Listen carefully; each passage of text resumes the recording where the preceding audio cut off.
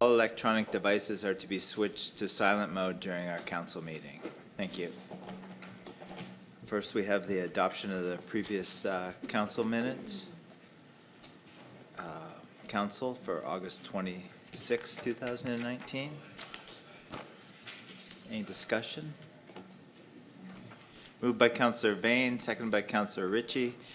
Resolved that the council meeting minutes of August 26, 2019, August 28, 2019, and September 4th, 2019 be approved. All in favor? That's carried.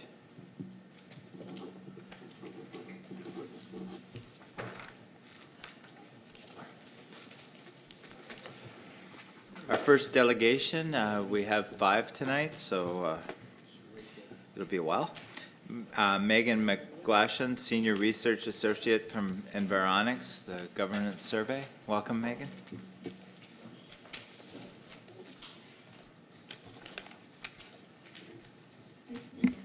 Thank you so much for the opportunity to present the findings of the Regional Governance Review Survey. Environics research was commissioned by the Region of Niagara.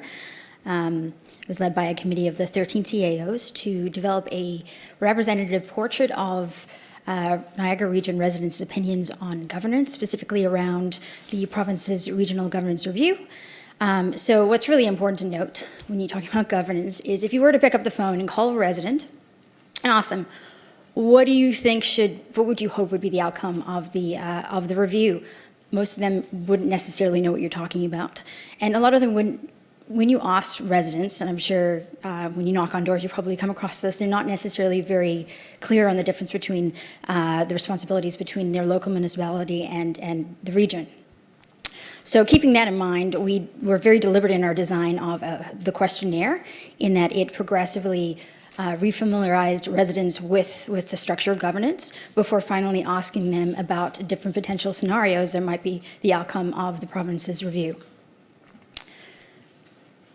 So we conducted a telephone survey, and the reason we conducted a telephone survey is so we could randomly select residents for participation. We also implemented quotas by age and gender, and then weighted later based on census data to ensure that the distribution of residents matched that of the region. In total, we surveyed 832 residents, allowing us to describe a margin of error of 3.4%. The average complete time was 13 minutes. And in total, we surveyed 58 residents of Grimsby. Now to the results. After providing residents with a brief description of the difference between their local municipality and the region, we asked them how well they think the current two-tiered structure is at delivering, at serving them. 3/4 feel that they are well served by the current two-tier structure. Only 19% don't feel well served. As I go through these slides, there's always a certain portion, in this case 4%, who don't know. They just don't have an opinion. And what's really interesting to note is a dichotomy by age. Younger residents, those who are between the ages of 18 and 34, were the most likely to say that they're well served, while still the minority opinion, those who are 55 plus were more likely to say that they're not well served. We also asked about representation, and the majority of residents feel that the current structure of elected officials is effective at representing the interests when making decisions for Niagara Region, and only just over a third think that it's ineffective. We did ask a follow-up question of those who think it is effective as why they think it is effective. Common responses had to do with feeling that their officials are connected to the local community, responsive to needs, and easy to contact. A second most common, which response, which I guess is probably not a surprise to anyone, which is they don't have any complaints and have no problems with service. Finally, the top comment was a caveat. So this was an open-ended question, meaning that we didn't provide them any structured responses. We just sort of collected what they had to say and then coded it later to get this graph. And the caveat was, yes, it's effective. I think it's effective, but there's some room for improvement. So a common measure we include on surveys to measure satisfaction is value for tax dollars. And residents of Niagara Region the majority think that they get either very or fairly good value for their tax dollars, both at the local municipal as well as at the region of Niagara level. Note there's a slightly higher proportion for their local municipality, and this is very common in surveys that we conduct. It has to do with residents feeling slightly more connected to their local municipality. At this point in the survey, we start getting into some of the different scenarios that might be the outcome of the review. We asked residents, which of the following scenarios do you prefer? Separate councillors elected to represent residents at both their lower tier municipality and at regional level, or whether they prefer one set of councillors to represent them at both. In this case, it was too close to call. If you take into consider the margin of error, there's really, residents are basically closely split between their preference for separate elected officials as opposed to one set of officials. So I kind of want to talk about, again, our approach. So if at this point you pick up the phone, you call a resident who's familiar with the structure of governance, and you were to ask them, what would you prefer would be the outcome of the review? They might say something like this to you. You know what, if you're talking about access to services, I think that scenario A would be better. But if you're talking about retaining businesses, maybe scenario X is better. But to me, the most important is access to getting help when I need it. When I need to get services, I have access. So therefore, I hope scenario is the outcome. So to capture these nuances, we did the following. We first provided residents with a list of 8 areas of responsibility of governance, and we asked them to rank or rate the importance to them.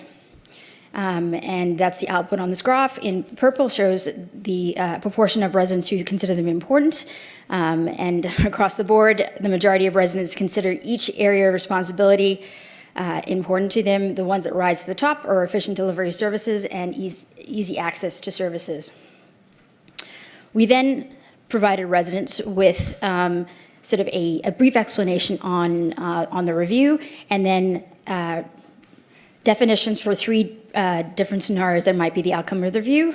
Briefly, the current structure or 2-tiered model now in place in Niagara Region, the partial amalgamation of a few municipalities into one municipality, or finally, a total amalgamation of all municipalities currently within Niagara Region. We then asked residents to state for each of those 8 areas of responsibilities, which they think would be the best one to deliver on it. For the area of responsibility, in green shows the proportion saying current structure, blue shows the proportion saying partial amalgamation, and in purple shows those saying total amalgamation. So majorities of residents express their preference for the current structure when considering delivering a strong sense of community and providing easy access to services. We did do other analysis, and I really ask you to go read the detailed report, which I believe has been supplied to you. For example, when does it never depend? How often do residents never select one particular scenario? In the case of current structure, it was a third, 33%, in comparison to just under half and half, or 45% never saying partial amalgamation and 50% saying never saying total amalgamation. Finally, we asked residents about what they would expect would be the outcome of a larger government on the delivery of, the quality of services delivered to their local municipality. And again, it was pretty close, but a slightly higher percentage said they would expect it to be a larger government result in a decline in the quality of service. And what's really interesting to note about this is that dichotomy flipped on this slide. Residents who are 55 plus were the most likely to say decline in the quality of services. So what are the key takeaways? So residents generally express confidence in the current state representation in Niagara Region. They feel well served by the current political representation. They feel their interests are well represented, and they derive value for their tax dollars.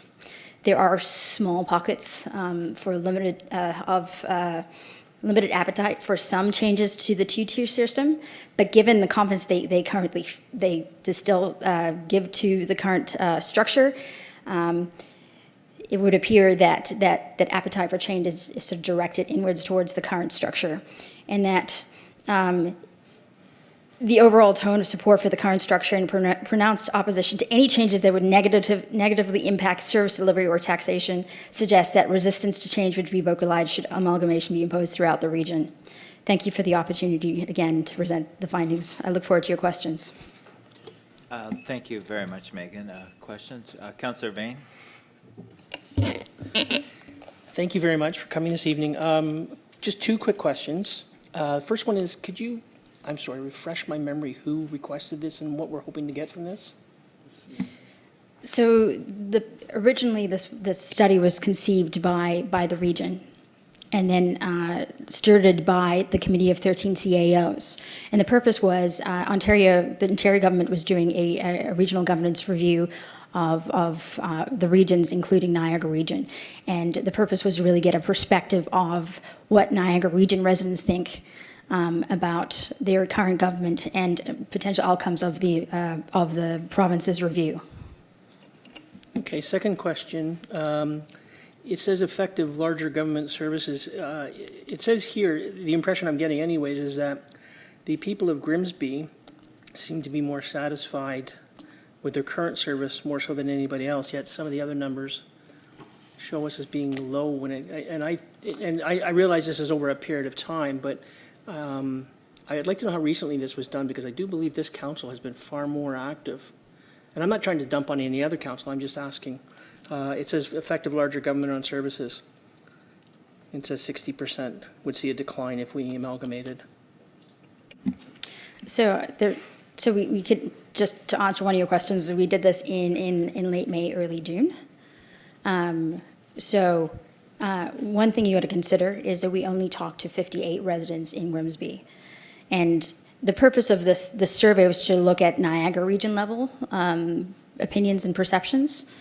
And because it's such a small sample size for Grimsby, you're going to see a little bit of variation in the results. But it seems though Grimsby is definitely trending with the rest of the region. Councillor Cadwell, then Councillor Bothwell.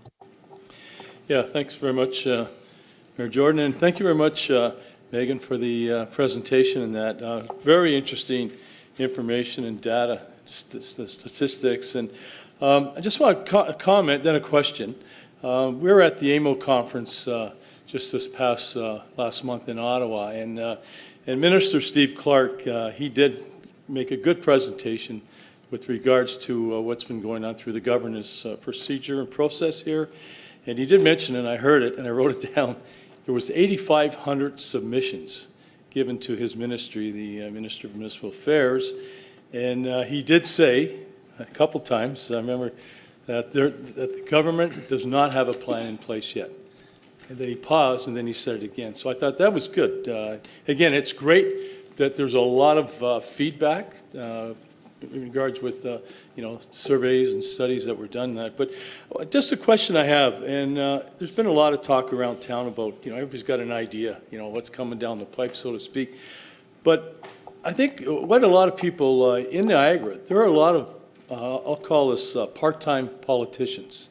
So is there any of that, and maybe our CAO can address this a little bit too, with regards to the number of, is there any difference of numbers between, I guess my question is, are there full-time politicians? I would think so in Niagara, obviously, but there's a lot of part-time politicians too. So is that a factor that, I'm just throwing that at you after doing a large survey. If you could just comment on that. Thank you. Well, I can speak on the opinions of residents on their preference, if you'd like, which is, let me get to the slide. They're very split. You would almost say they're equal in terms of their preference for one set versus two. So that's what I can say on the topic, but I can refer your other part of your question to the CAO. Through you, Chair, to Councillor Cadwell. So as far as councillors, there's no full-time, but I do think the mayor of St. Catharines, there's a few mayors that are full-time, but as far as all the councillors, they're part-time. Councillor Bothwell? Just a quick question on the timing of this study. So it took place after commenting period had closed to go to the ministry, and the region continued with this engagement. And what is the next steps for the study, and how will the results be used, considering that the ministry is now contemplating their decision? I'm going to refer that to the CAO as well. Through you, Chair, to the councillor. I mean, I haven't been part of any of these discussions with the CAOs. We have a meeting on September 17th. Strategy Corp has been hired by the region to try and help gather some information. One of the recommendations was this survey. So I do believe, and I'll find out at the next meeting where this goes with Strategy Corp. What is the next steps? And I'll definitely share that with this council.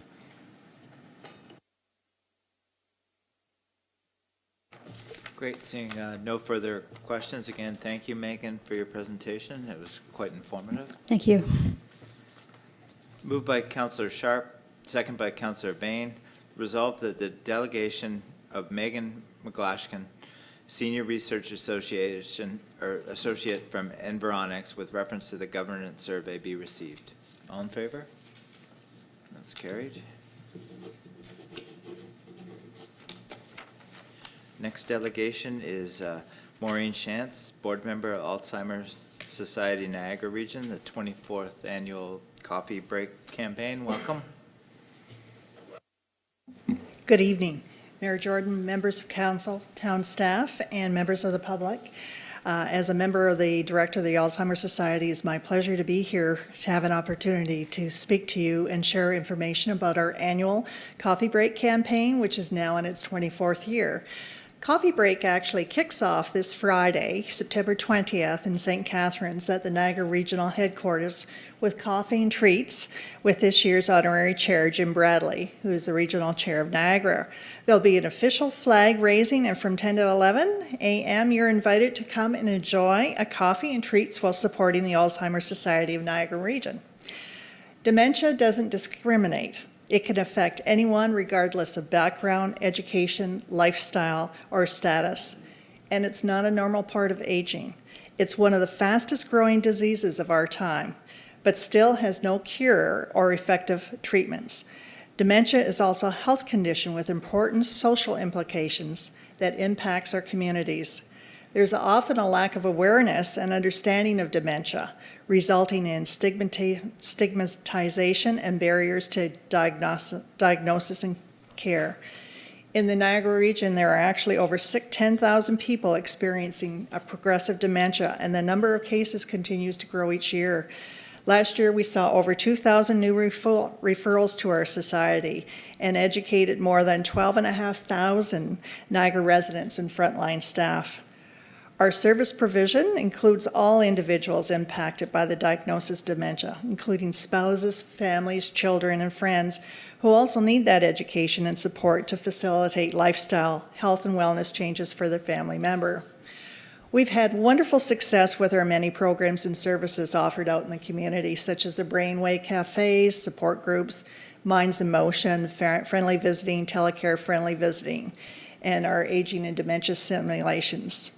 Our family support counselors do in-home visits in every municipality in the Niagara region, and one of our newest programs actually happens here in Grimsby at JJ Docks. It's a peer-led group that gives male care partners a chance to connect and support each other in a safe environment, and the next meeting is actually on Tuesday, October 8th at 10 a.m.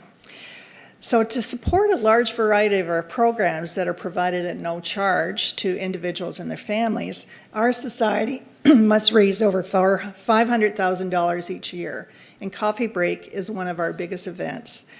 Coffee breaks are an opportunity to invite your family and friends and colleagues and customers to come together, enjoy a cup of coffee and perhaps a treat, and in exchange for making a donation to support the work of your local Alzheimer's Society. Hosting a coffee break is easy to organize, and it provides a fun social opportunity. We supply the initial kit, and the hosts will supply the coffee and people in the place. So the kit includes the for coffee for the first pot, supplied locally by Barclay and Todd's, and some signage and literature, as well as a donation box to support each event, and some promotional items from our sponsors that include Giant Tiger and St. Catharines, J&L Flooring, and Seniors on the Move. September 21st is actually our World Alzheimer Day, and popular attractions across the country are going blue for Alzheimer's. So in Niagara the Falls, the Peace Bridge, the Brock Tower, and Welland Canal Bridge 13 are going to be illuminated blue. We invite you to wear blue that day in support of those living with dementia, and perhaps even host your own coffee break on World Alzheimer Day. Coffee break actually runs from September through to December, so you can choose an event date that's convenient for you. No coffee break event is too big or too small, and each one truly makes a difference in the lives of those living with the effects of dementia in the Niagara region. Thanks to this council and over 100 hosts, including Shalom Manor and Gardens, St. Joseph's Roman Catholic Church, and West Lincoln Memorial Hospital, to name a few, we raised over $60,000 last year during our coffee break. Organizing or taking part in a coffee break not only raises the much-needed funds, but it raises awareness and encourages discussion about Alzheimer's disease and dementia. You ensure that individuals and their families, loved ones, and friends and neighbors know that they're not alone in this journey. So please consider hosting a coffee break event this year and make your coffee count. It's fun and an easy way to show your support. Anyone could register for Coffee Break Day by calling the Alzheimer's Society at 905-687-3914 or by visiting the website and looking at alzheimerniagara.ca coffee break. Thank you very much for your time this evening and your consideration in making a difference in your community and making memories better. And Mayor Jordan, may I please present you with your coffee break host kit? Absolutely. I'll come up and accept it.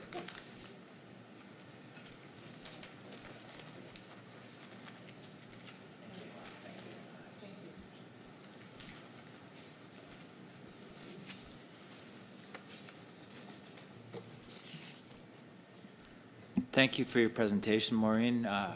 Councillor Bain, question? Maureen, I want to thank you for your work. I'm actually just going to tell a very quick story because I will be very happy to do one of these coffee breaks.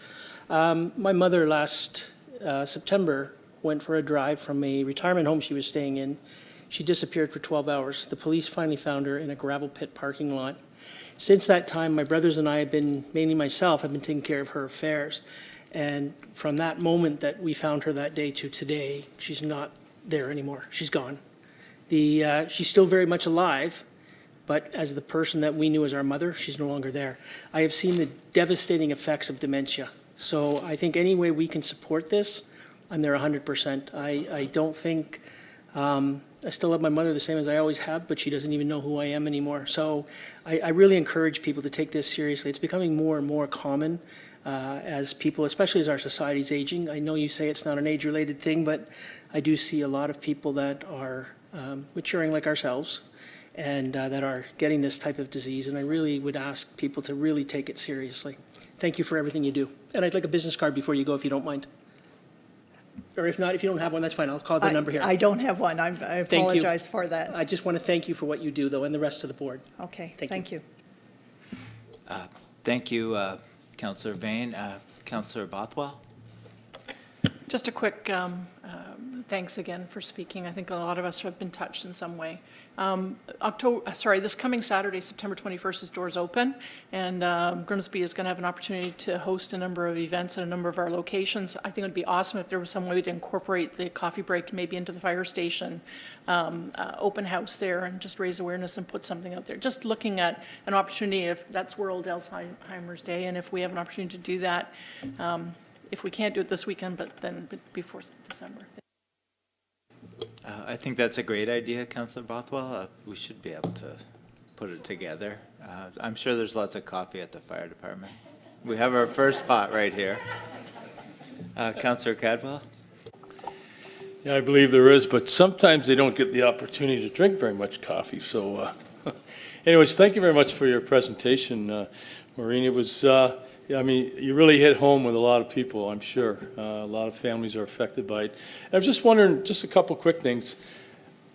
Are there any corporate partners? Because coffee, we as Canadians, we love our coffee. So I just was wondering, is Tim Hortons, McDonald's, or Starbucks, is there any opportunity, or has there been any partnerships with these mega coffee sellers, so to speak? I have one more too then after. I know that we've got the one that they were doing through I believe it's J&L Coffee. I will double check and see if I can get some information back to you. I know that we have a new person locally that is doing our marketing and looking at the connecting. So on a larger, on a provincial level and on a national level, I'm sure that they're looking at some of that, but I thank you for your support here in Grimsby because it will really make a difference.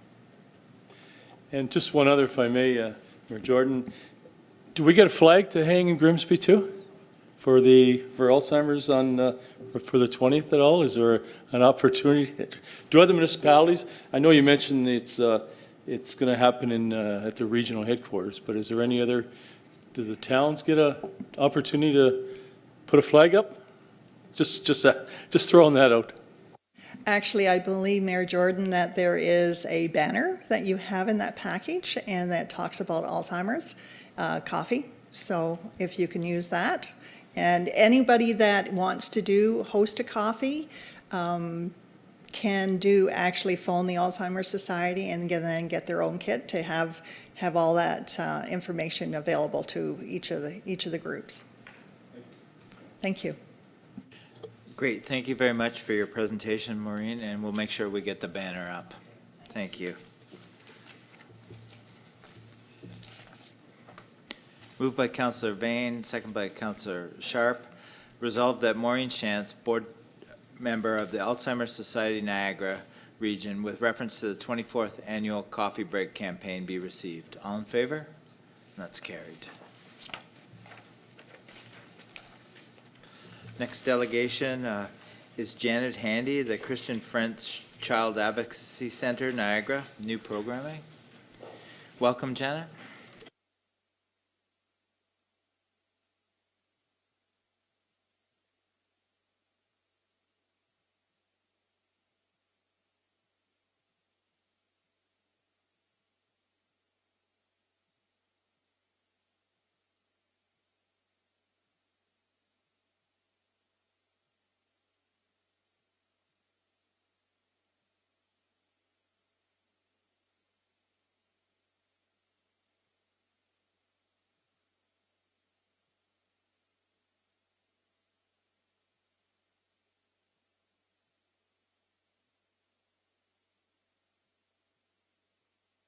Center Niagara. We are a safe place to help heal and end child abuse in Niagara. We provide a safe place for children to disclose their abuse experiences to joint teams of police and facts investigations in a child-friendly and welcoming center. We are the first fully operational CAC in Ontario since 2008, so we've just finished our 10th year anniversary. And now we are one of 32 established and in development child advocacy centers across Canada. That means in 10 years from ourselves starting in Ontario, and I think there was maybe 4 across the country shortly after us, there's now 32. This is an international model of excellence in joint investigation for children and youth who have experienced child abuse, and has been endorsed as the model of choice for interviewing children by the Ontario Association of Chiefs of Police. We aptly renamed the center after Kristen French for the obvious reasons in this region, that Kristen was a spirit of great courage, and we felt that the family had been involved since the beginning in starting the center, and that we would like to honor her memory.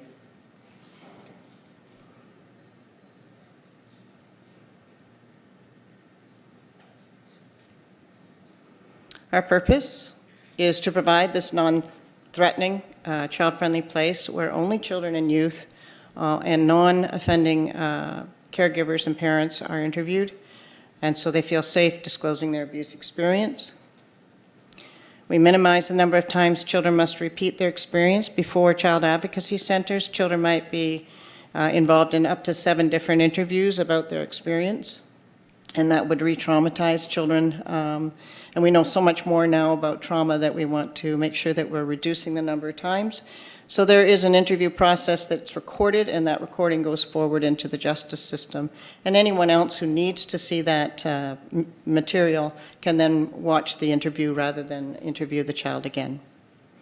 When we provide the coordinated response, we're reducing the trauma associated with disclosing abuse.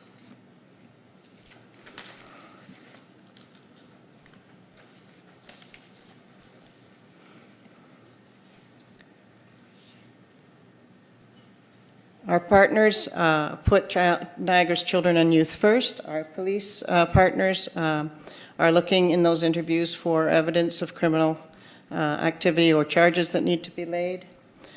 Our facts partners are looking for child protection issues that are coming up in the interview. Our family counseling center partners are providing immediate follow-up support for mental health. And we raise dollars not only to host them, but to make sure that that counseling can happen as soon as possible after an interview, should the family and child need that, in an effort to keep them out of a waiting system anywhere else in the region.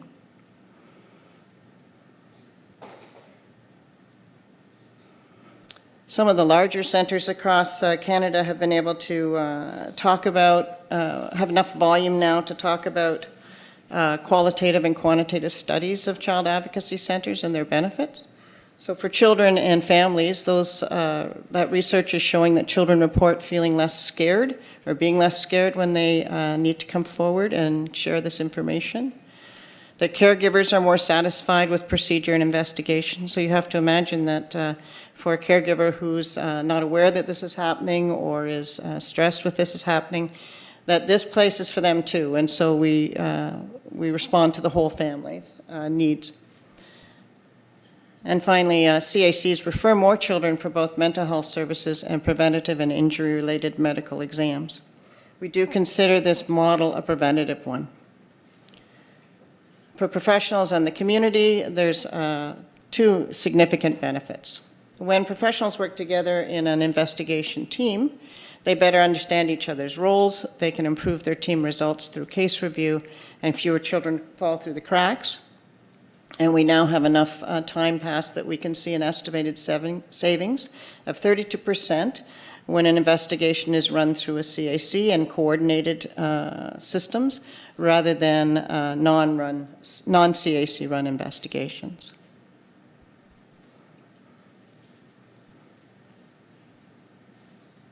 Since opening in 2008, we have had more than 3,000 children and youth and their non-offending parents, caregivers come through to disclose abuse or have interviews.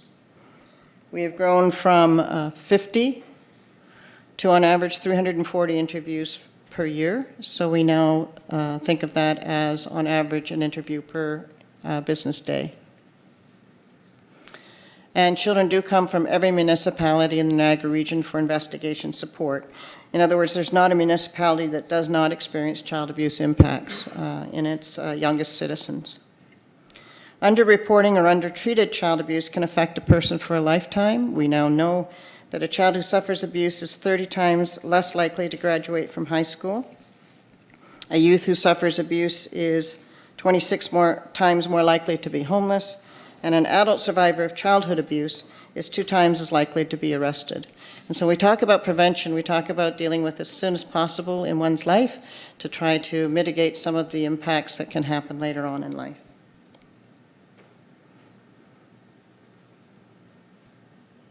Our strategic plan includes collaboration, not only in the investigation, but with a number of other agencies. For instance, we collaborate with Foster Festival to outreach to youth with a program called Get Creative and Teen Creative. This is a program where kids who have been through the investigation can be referred to do creative arts. And Foster Festival brings in visiting artists, and so the kids are introduced to a number of different art forms, but what we find is if they do this work, then if they are in one-to-one counseling, they move much faster through the one-to-one counseling and have an alternative way to express their emotions and experiences. We have done interagency and community learning with a number of other agencies, Victim Services Niagara and Niagara Chapter Native Women. We've run programs for other professionals on resilience and trauma. A Trillium grant gave us the opportunity to reach out to 12 to 15-year-olds through several avenues, two of which included Teen Connect, and that's an awareness and education program that goes into the schools, and of course the Teen Creative program I already talked about. And we also have a second program starting of creative arts for 9 to 11-year-olds called Kathy's Kids. And that's the same arts program, but it's a younger age group. And we began a collaborative website called PCAN, Partners to End Child Abuse in Niagara, and that's made up of 14 different partners. They provide a database website of information on where anyone can go and find a speaker on the issue, can find a program to send their kid to, can provide a speaker to come to youth groups and so on.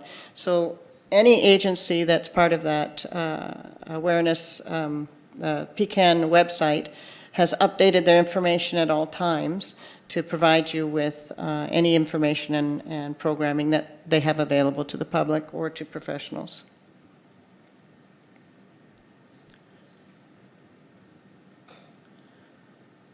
So our youth programming has happened over the last 3 years. So Teen Connect in the schools I mentioned.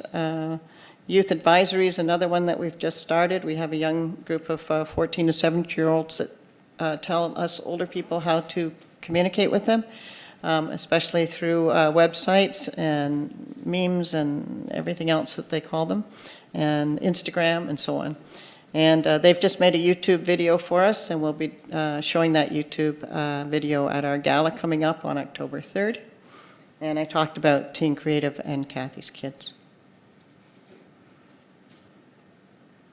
But most importantly, and we ask this of every time we present, that please, if you know of a child who is experiencing abuse, or you suspect is experiencing abuse, or needs help, please report child abuse.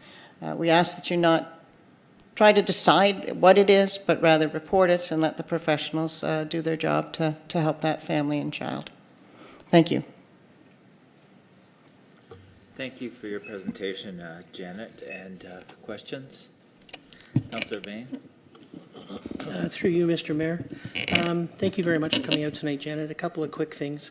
Over the years, I've had the unfortunate experience of dealing with people, assisting people with stuff like this. But in the past, I have two questions for you. My first one would be, do people actually come to you to file a complaint? Or do they go through the Children's Aid? Traditionally, I've gone through Children's Aid. And my second part of my question was disappeared for a minute, so please answer that first question if you don't mind. Okay. The center provides the hosting for police and child welfare to do their joint investigations, and they bring the children or they bring the family and ask them to meet them there. It's a specialized teams, and we deal with the most complex sexual and physical abuse issues. Sometimes as well, internet luring and witness to violence. The second thing I wanted you just to maybe mention, because maybe some people aren't aware, that traditionally, if a complaint is made about a suspected child abuse, often people are concerned that I don't want to rattle my neighbor, or somebody might find out it was me. Or could you just briefly explain the confidentiality so people feel comfortable reporting suspected? As you just stated yourself, and I do want to emphasize that point, if you suspect it in any way, call. I'd rather make a call and have somebody investigate it and say there's nothing there, it was just a simple situation, versus not calling and then finding the child dead. Thank you. Yes, report. Is that right? You can report child abuse without sharing your name. One of the things that's important to understand is that the only reason that someone might be in trouble with that is if they somehow discovered that reporting was malicious in some way. Nobody's going to be in trouble for protecting a child or asking for that facts to investigate. You must call police or child welfare, though, and that's the way to start. Thanks. Thank you. Councillor Cadwell? Yeah, thank you, Mayor Jordan, through you to the presenter. If I missed it, fundraising, how do you operate, and how do you get your dollars, and is there ways that, obviously you mentioned the October 3rd gala, that I think I've seen some of us writing it down. So where do you get your money from, if you don't mind me asking? Absolutely. The Niagara community has been incredibly generous. We have a number of avenues of fundraising that we keep open at all the time. We do get support from our police and child welfare. Both provide funding for operational parts of what they do. We have 4 or 5 events now that we do throughout the year. We do not have any backbone government funding yet, and we're still working across the country as child advocacy networks to try to make that happen. The Ontario government has not provided backbone funding to this model yet. I believe that the endorsement by the Ontario Chiefs of Police may help further that conversation. But as you know, every government has its priorities. And so this is one that we feel is kind of based to all social service needs. We also approach and make presentations to service clubs. We have an annual group of givers that have been there from the beginning. We have a holiday a campaign called Kristen's Helpers. And we apply for government grants for program-specific, time-limited projects. Most of our programming happens around that kind of grant. Yes, it's a 365-day job to fundraise, yeah, for the center. Thank you. Thank you. Seeing no further questions, thanks again for your presentation. Thank you. Moved by Councillor Sharp, second by Councillor Vane.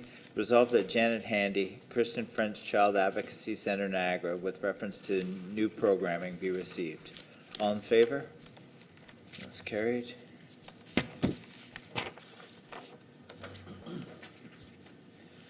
Our 4th delegation, Alexandria Ticky and Alexander Morrison, planners with Niagara Region Planning and Development Services, Regional Official Plan Amendment number 13, known as ROPA 13. Welcome.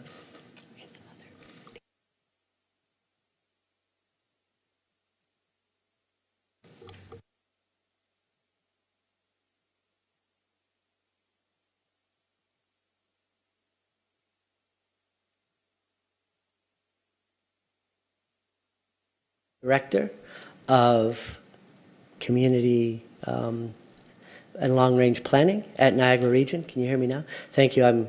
If you didn't catch that, I'm stepping in for Alex and Alex tonight. The reason that we're here tonight is I've got a narrated PowerPoint presentation to present tonight. There was a request from the town of Grimsby to defer Regional Official Plan Amendment 13, which was the transportation section to the Regional Official Plan. And this present, due to the nature of that request, the presentation tonight will cover a bit of the context of what Regional Official Plan Amendment 13 covers. It will cover a bit of information on the history of Livingston Avenue, and it will touch on the context of the environmental assessment that's currently underway. If there are any questions at the end, there are also staff from the region who can answer questions on the EA, as well as representatives from the consulting firm that are working on that EA. So with that, I will start to run the presentation. Anju? Correspondence from the town of Grimsby that expressed a desire to defer the adoption of Regional Official Plan Amendment number 13 to address Town Council's concerns with the Livingston Avenue Extension environmental assessment. This presentation seeks to respond to these concerns by clarifying the history, vision, and purpose of these respective projects. There are legislation and policies in place at a provincial and regional level which determine where, when and how infrastructure is developed within our local municipalities. This first section of the presentation will focus on exploring the relationship between two of the region's key strategic plans, the Regional Official Plan and the Niagara Region Transportation Master Plan.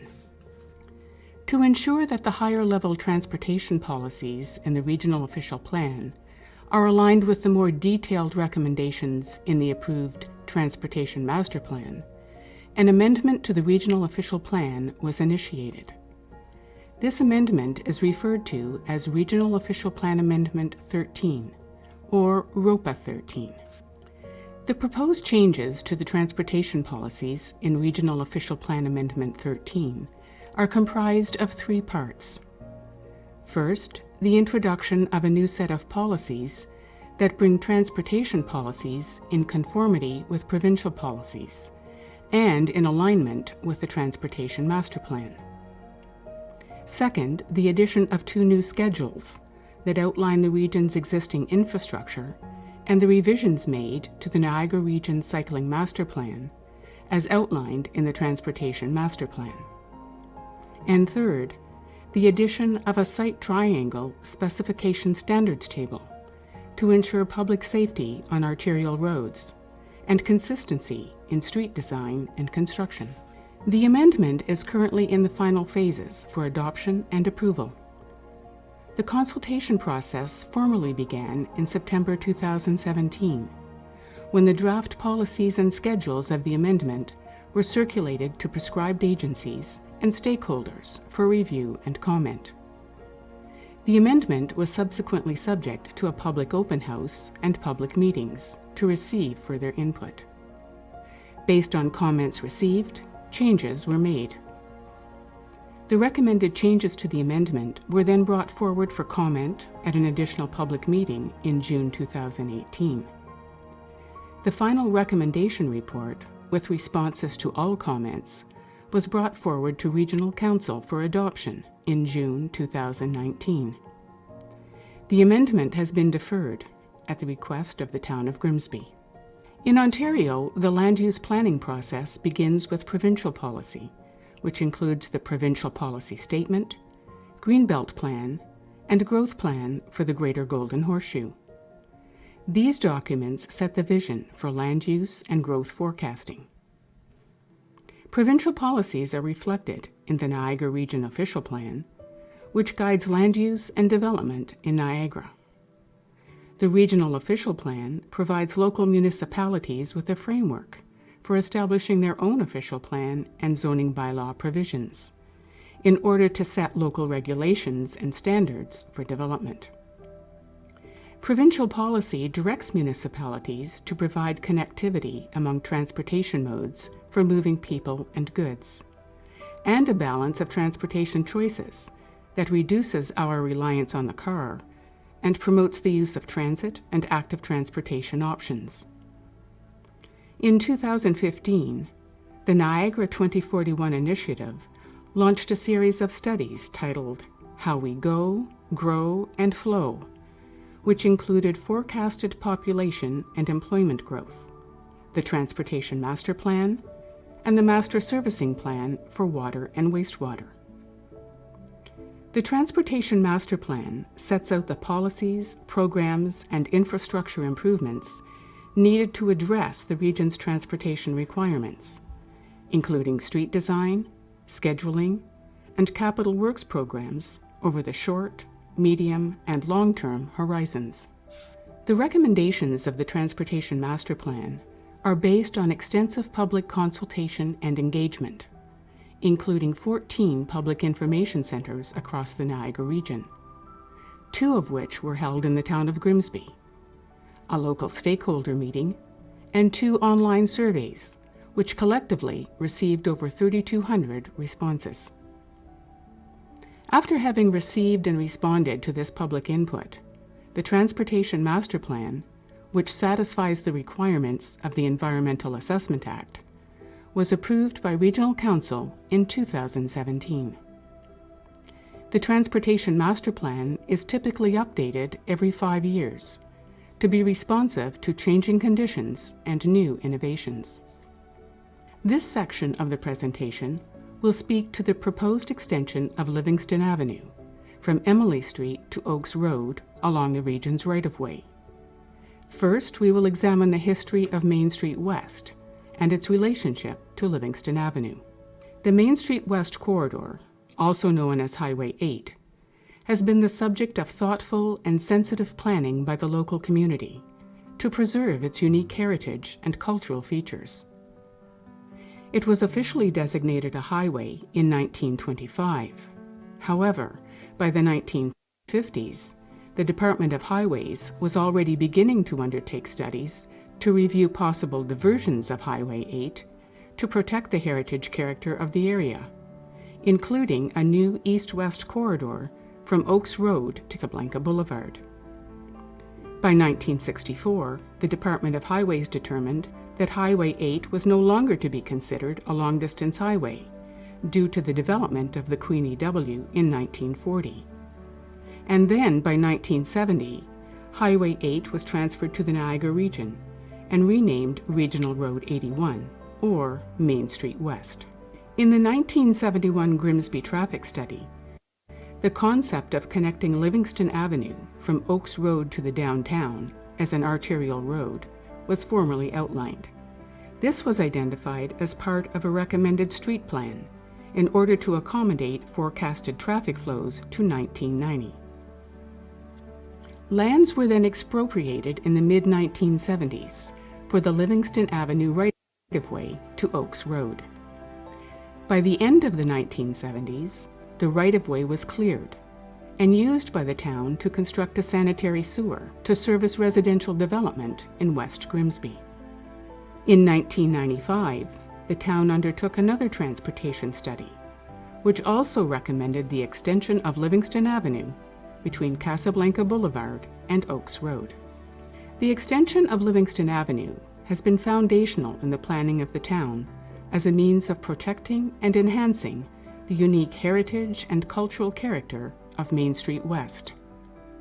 This is evidenced in the pattern of development along these two corridors, which over the years has largely been directed to Livingston Avenue, with only one exception. This is further reflected in the policies of the town's official plan, which state that connections to Livingston Avenue, east of Casablanca Boulevard, to Main Street West, are to be encouraged as a means of discouraging the use of Main Street West for through traffic, as well as a means of improving east-west connectivity as traffic patterns evolve. The town's official plan also directly requires the creation of an environmental assessment prior to the development of the future Livingston Avenue extension. In 2015, the region's Public Works Department commenced a municipal class environmental assessment study for Casablanca Boulevard and Livingston Avenue extension. However, the EA process was put on hold in order to allow for the completion of the Niagara Region Transportation Master Plan. The approved Transportation Master Plan recommended the extension of Livingston Avenue from Casablanca Boulevard to Oaks Road, which is consistent with the findings of the town's local transportation studies and policy in the local official plan. This brings us to the current status of the environmental assessment for Livingston Avenue extension. With the direction from both the town's official plan and the Transportation Master Plan, the environmental assessment process was recommenced in June 2018. To date, 2 public information centers have been held for the assessment of the Livingston Avenue extension. The first in June 2018, in order to outline the existing conditions of the study area and explore alternative solutions, and the second in May 2019, in order to provide an overview of the findings of the main background studies. As part of the environmental assessment background work, several studies have been undertaken to assess the social, environmental, and cultural impacts of the proposed extension. These studies include a transportation assessment, cultural and archaeological heritage studies, and the natural heritage assessment. A review of the existing traffic conditions within the study area already show that certain corridors are approaching or are at or over traffic operations capacity, specifically along South Service Road. When factoring in the 2041 traffic volume forecasts for the expected population and employment growth within the study area, traffic capacity becomes further exacerbated, especially along other east-west corridors within the study area, provided there are no changes to the transportation system. The Cultural Heritage Assessment identified 17 cultural heritage resources along Main Street West, between Oaks Road and Casablanca Boulevard, 2 of which are classified as cultural heritage landscapes, and the remainder as built heritage resources. If the preferred alternative is to upgrade Main Street West, the character of these cultural heritage resources could be impacted. The environmental assessment includes the evaluation of potential natural heritage features within the study area.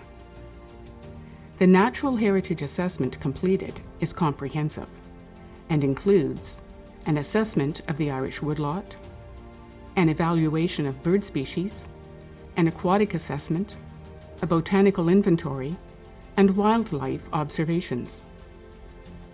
If the preferred alternative is to use the existing right-of-way, the woodlot can still maintain the same ecological function, provided the findings recommend that construction of the right-of-way incorporate ecologically sensitive design. From a land use perspective, the Irish woodlot is part of a privately owned larger landholding that is identified as within a specialty crop area zone by the town's zoning bylaw, with an environmental conservation overlay over the wooded area only. This means that the land use permissions of the specialty crop zone are permitted as of right, provided that any new or expanded uses, buildings, or structures are supported by the preparation of an environmental impact study to mitigate any potential negative impacts to the woodlot. These permitted uses include the existing residential and the existing legal non-conforming commercial contractor yard, as well as a range of potential agricultural and agricultural-related land uses, such as commercial greenhouses and medical marijuana operations. If the preferred alternative is to use the existing right-of-way, it would not change the underlying land use designations on the property.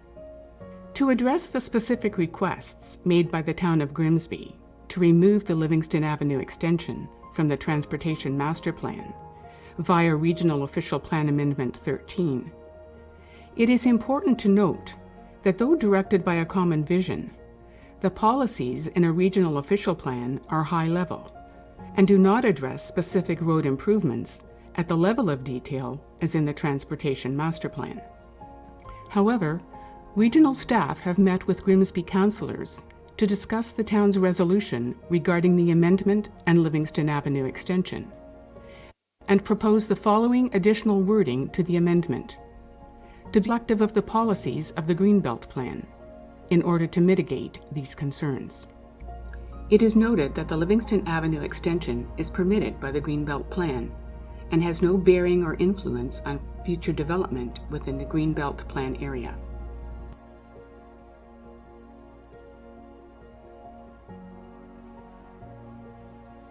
With the completion of the background studies, the last steps of the environmental assessment are to finalize the development and evaluation of alternative solutions and present these at the next public information session in the fall. The final environmental study report is expected to be completed either by December of 2019 or in early 2020.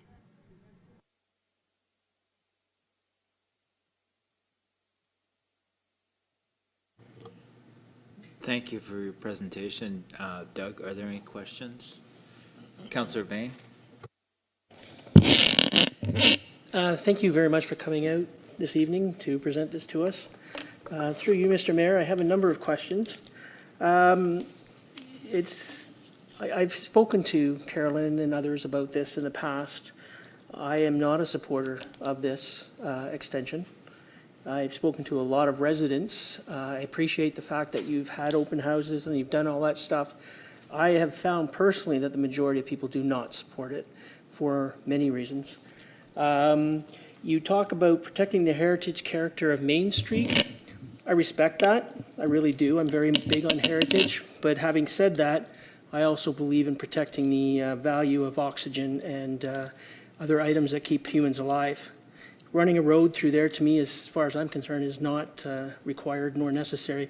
I have said to previous members of Region that South Service Road, for some reason you put it up there and said it can't be expanded, or you gave some impression that it wasn't a good choice.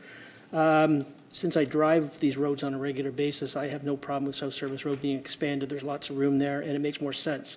The majority of cars that get off the QEW to bypass us go down South Service Road. Some trucks even go down North Service Road. Furthermore, you talk about GO Transit. Well, the last thing I heard about GO Transit was there was a bit of a contest between us and Beamsville as to who's going to get it. So why don't we wait? And as far as natural heritage assessment, I don't see how you put the heritage on Main Street over and above 300-year-old trees. I do have some concerns that there's maybe some personal interest behind this, and I don't feel happy or comfortable with this. I would like to see this Livingston Ave extension die, period, just go away. That's my personal opinion on the matter. Thank you.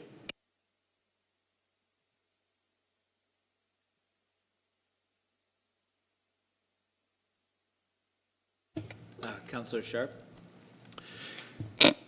So, through the mayor, my comments are, I've been to every public information center for the Livingston Ave extension. I recognize Paul and Carolyn and Dennis, and I don't see Carla, but the same people have all been there. And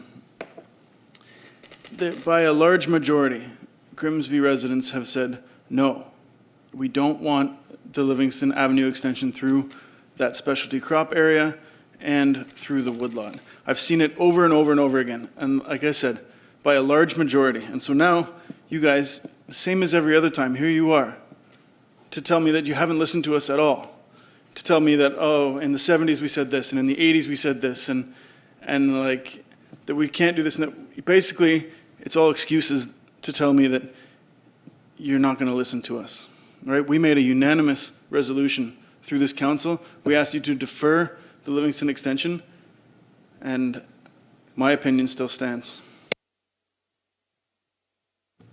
Councillor Bothwell? Councillor Vardy? Thank you. Thank you for that very interesting approach to a presentation and the history lesson that you've given us. I'm, to be honest, not sure why you went through all of that. My own personal opinion, I found it a bit offensive. I'll just support what some of my councillor colleagues have said. Grimsby residents do not want this extension. We do not want the extension. We want to protect the woodlot. And no matter how many times you come, you say you listen to us, but you don't. You show up, we talk, you go away, and then do what you want. That's not acceptable. You know, that's not a partnership. That's not how it works.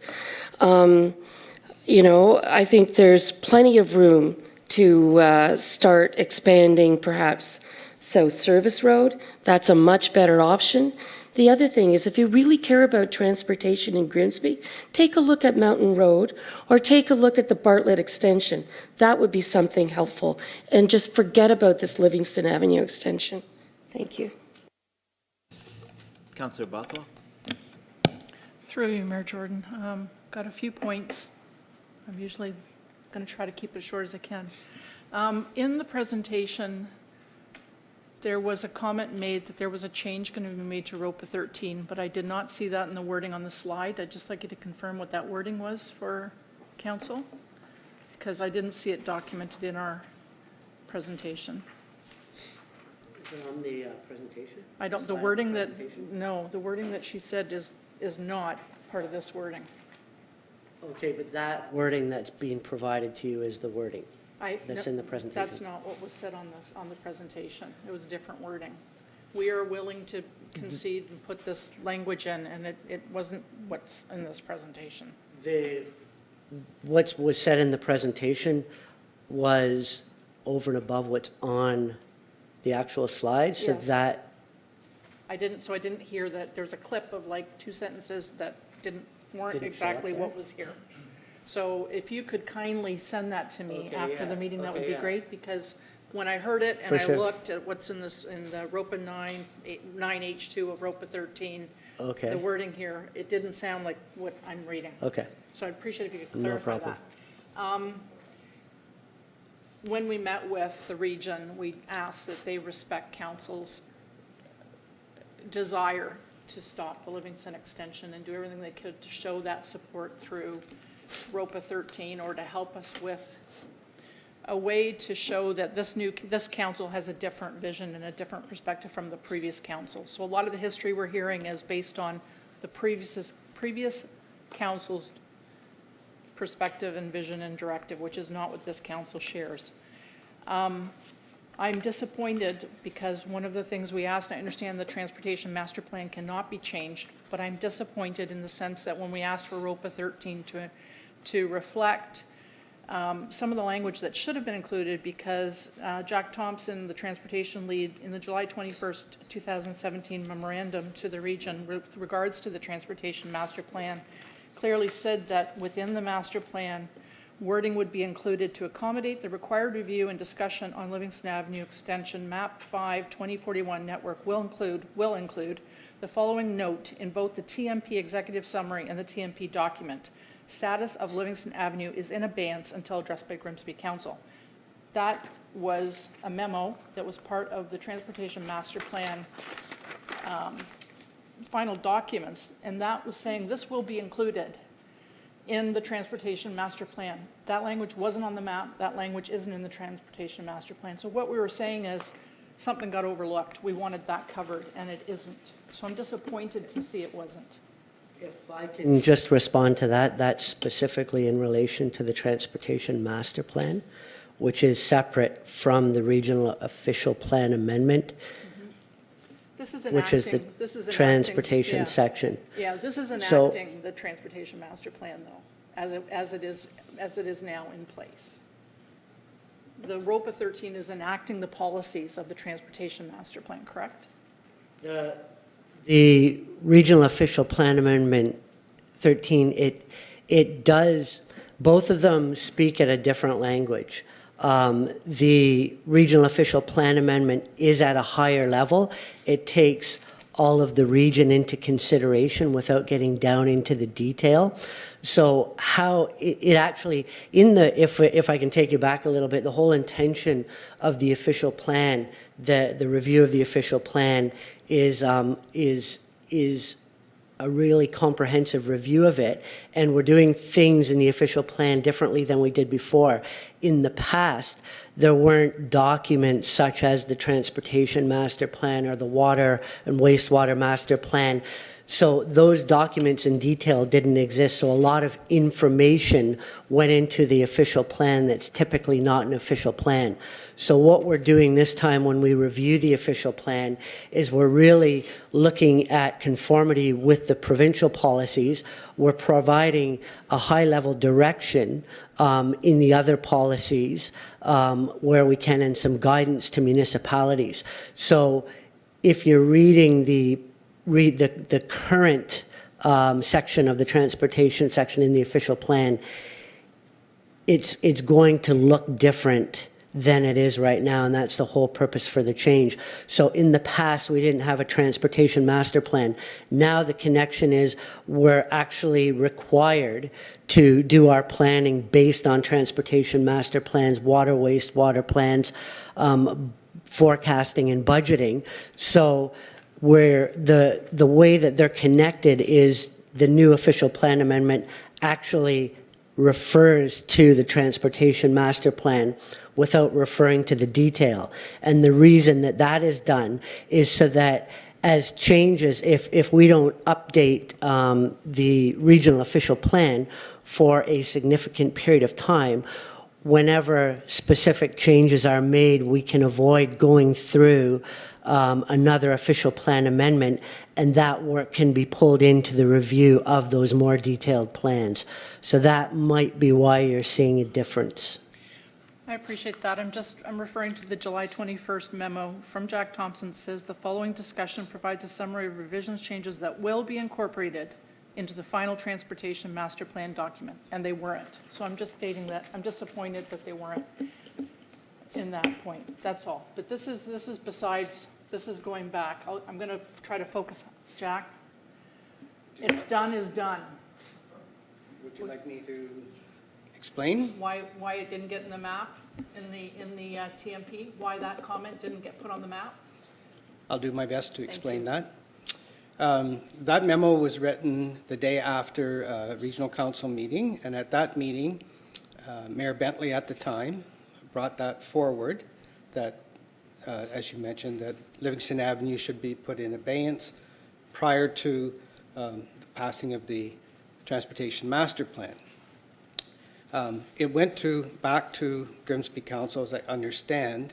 When we checked with the clerk at the region, Mayor Bentley's comment was never a formal resolution to be sent, and given that, we could not put that wording in because there was no formal legal process.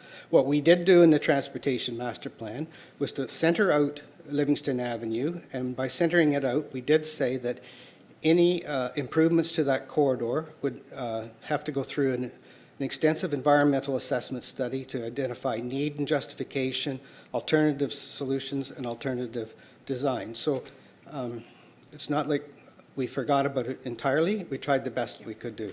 Appreciate that. Thank you. A couple more quick questions, if you don't mind, Mayor Jordan. So the presentation we saw tonight made two strong statements. It said that about the Livingston Avenue extension. Importantly, in 1995, the Town of Grimsby Transportation Study recommended the extension of Livingston Avenue between Casablanca and Oaks. And the timeline chart as well stated that. And what it's referring to is it's referring to this Delcan paper report that there are only 2 copies in the world of, one of which I have in my hands, the other which is in the town's possession in Public Works. So when the RFP went out for the Livingston extension, the RFP particular stated that the information from these studies can assist in understanding the problem and provide inputs to the Transportation Assessment and Analysis and EA study for the Livingston extension. And it's referring to this 1995 Delcan study. And it says some of the recommendations which have been implemented. Study recommends that Livingston be extended.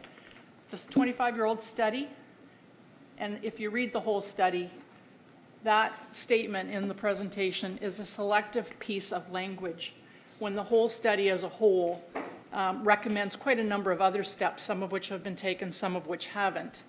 And the main one that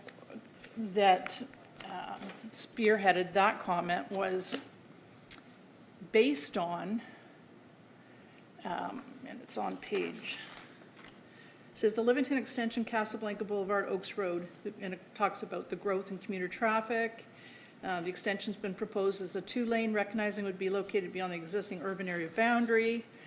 But it says that since the 4-lane option was selected for the downtown, it is recommended that Livingston Avenue be the main east-west regional road and that intersection option A be adopted, which is referring to a whole other section in this study that says that downtown's going to be 4 lanes, going to take off the on-street parking, going to make it 4 lanes, and based on all these other factors, then we're recommending that Livingston should probably be the main route. There's a whole bunch more to that statement in tonight's presentation in this manual that's 25 years old. And we need to me, it'll be really interesting to see how the Livingston EA consultants use this old information to come up with their transportation needs assessment as to the pros and cons of this. Because to me, there's a lot that's happened in somebody's lifetime in 25 years from this study. And that recommendation that's being referred to again tonight is based on a whole lot of other models that had to take place and other things that had to happen before that Livingston extension was to be recommended. So you can't just pull it out and say, this report recommends it. There's a whole lot of other stuff that has to happen. So I'm a little disappointed that it's picking just one section out of this report. And I'm sure that there should be a whole lot of new ways that traffic modeling can be done and stuff like that from 25 years ago. So I'm hoping to see what comes out of that Livingston EA, because it'll be interesting to see how that happens. Then we also have the phasing thing. So one of the other things I asked was about phasing, because our own official plan talks about we shouldn't be doing some of these things. 2041 is our long-range plan. So, the go comes whatever. We don't have to move today on stripping our woodlot and putting a road through it. We can wait and see actually how that ends up developing and look at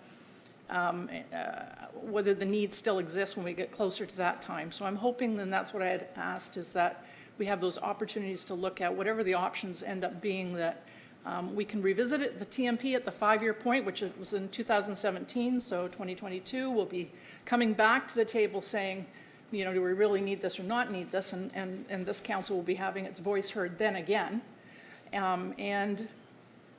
That our own official plan talks about phasing, and it talks about how that GO station should be designed, and if it comes to capacity, then we look at different options. So I think it's important we don't look at this as the end all and the be all, and that we have to do it. And I think we need to have, we need the region to be behind us. If we need to know that they hear us. And what I'm hearing from the rest of the councillors too is that we keep sending this message, and the feeling is we're not being heard. So we're just going to say it again loud and clear that this isn't something we want, and this is something that if we don't need it right now, let's look at it when we get down that road, 2041. Thank you.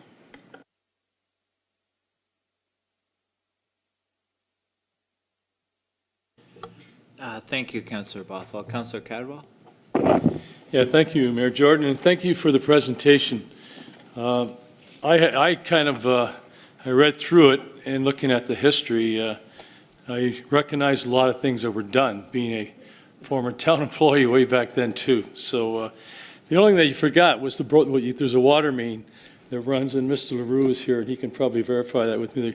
There's an existing water main that runs from Hunter Road to Oaks Road that was put in too. I don't remember what year it was, but anyways, with regards to the position, and my position too on this is, I look at it, it's all about priorities for Grimsby right now. Is the Livingston extension the major priority that we need to look at as a community from a safety perspective? Again, the report mentions the traffic that's building up, it's coming, but we spent a number of good time at the AMO conference. The councillors from Grimsby, Lincoln, West Lincoln, we met with the Minister of Transportation, we met with the Minister of Infrastructure. And I'm hoping the region will put the Livingston extension, give it a back seat right now. Let's shift gears and let's look at the safety of and what needs to be done to get moving on the Bartlett extension. That has to take a high, serious priority. I think, and I get the work that the region's been doing, and they have their vision too, but I think as a town of Grimsby, our vision right now is safety. And again, moving forward with the Bartlett extension, I've spoken with the councillors in Lincoln, the mayor, the councillors, and we all got together at AMO, and that was great. We had a lot of good brainstorming, but the priority for Grimsby and in I'm going to call it West Niagara, is the Bartlett Avenue extension. So I don't know if you can comment on that, Carolyn, but we were pleading with the ministers, like this is serious. We have to get moving on this for the safety and protection of the residents of the 3 communities out here. So that's where my thoughts are. Again, it's about priority, and I don't see the Living extension as a priority over the Bartlett extension. So, and I'll stop there, and your comments I would love to hear. Thank you. Through the chair. So the next presentation that I will be delivering on behalf of the Transportation Engineering from Public Works does talk about our next steps around it. So I'll leave it for the next presentation to give you an overview quickly. Thank you. Councillor Bain? Through you, Mr. Mayor, I don't know if this is the appropriate time to say it, but I'm going to ask for your guidance here for the yourself and the CAO. I would like us as a council, we seem to be on the same page as we always have been on this particular issue. I would like us, if possible, to put forward a motion tonight that we ask our honourable regional councillor, Mr. Furtick there, to bring forth to the regional council that this is not our priority, that the Bartlett extension and other projects are far higher, and I really think we need to send a strong message. It's just, I don't know when the appropriate time is to put that motion forward, but it's something I'd like to have considered. Thank you. Thank you, Councillor Bain. I think we've already sent a resolution to that effect to the region.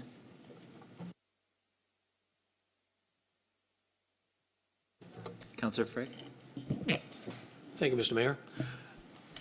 I'm not going to go through what everyone has already said, but I certainly agree with every single word. Your presentation was very interesting, different. The piano music was great. History lesson was great. But I just want to go on record, like the rest of my fellow councillors, that this study and this Livingston extension has to go away. I don't think anyone here in this council chamber or in this town has the stomach for it, or they don't think there's a need for it. And I know you've done a lot of work. I just feel after hearing this presentation that you guys have already made the decision. It's going to happen, and that bothers me a lot. And I think we're not saying that. It's the elephant in the room around this, I think, right now, that you have made that decision and you're just quietly, subtly leading us down the road to this particular extension. Correct me if I'm wrong, but I think that's where we're headed. And I don't think we're going to have much to say about it at the end of the day. And I would hate to think that you're not listening to us. And anyways, I just want to go on a record that we're all on the same page here. And I just thought this presentation was a little bit patronizing, to be honest with you. But thanks for giving it anyways. Thank you, Mr. Mayor. Thank you. Can I comment to that? Yes. Through the chair. So just to put on the record, there has been no decision made on the preferred alternative. That is still under assessment with the consultants, and the region has not seen that information yet. Once that is ready, the region will be reviewing it, and that will be the next PIC that will be brought forward to the community, which will be outlining all the pros and cons to all the alternatives that the region looked at, and a preferred alternative will be presented at that time. But at this point, no preferred alternative has been determined, and the region has not seen one, and we don't have any predisposition to that this evening. Just to follow up. Thank you, Mr. Mayor. So, in spite of I think we passed a resolution on this many months ago, that we want this deferred forever.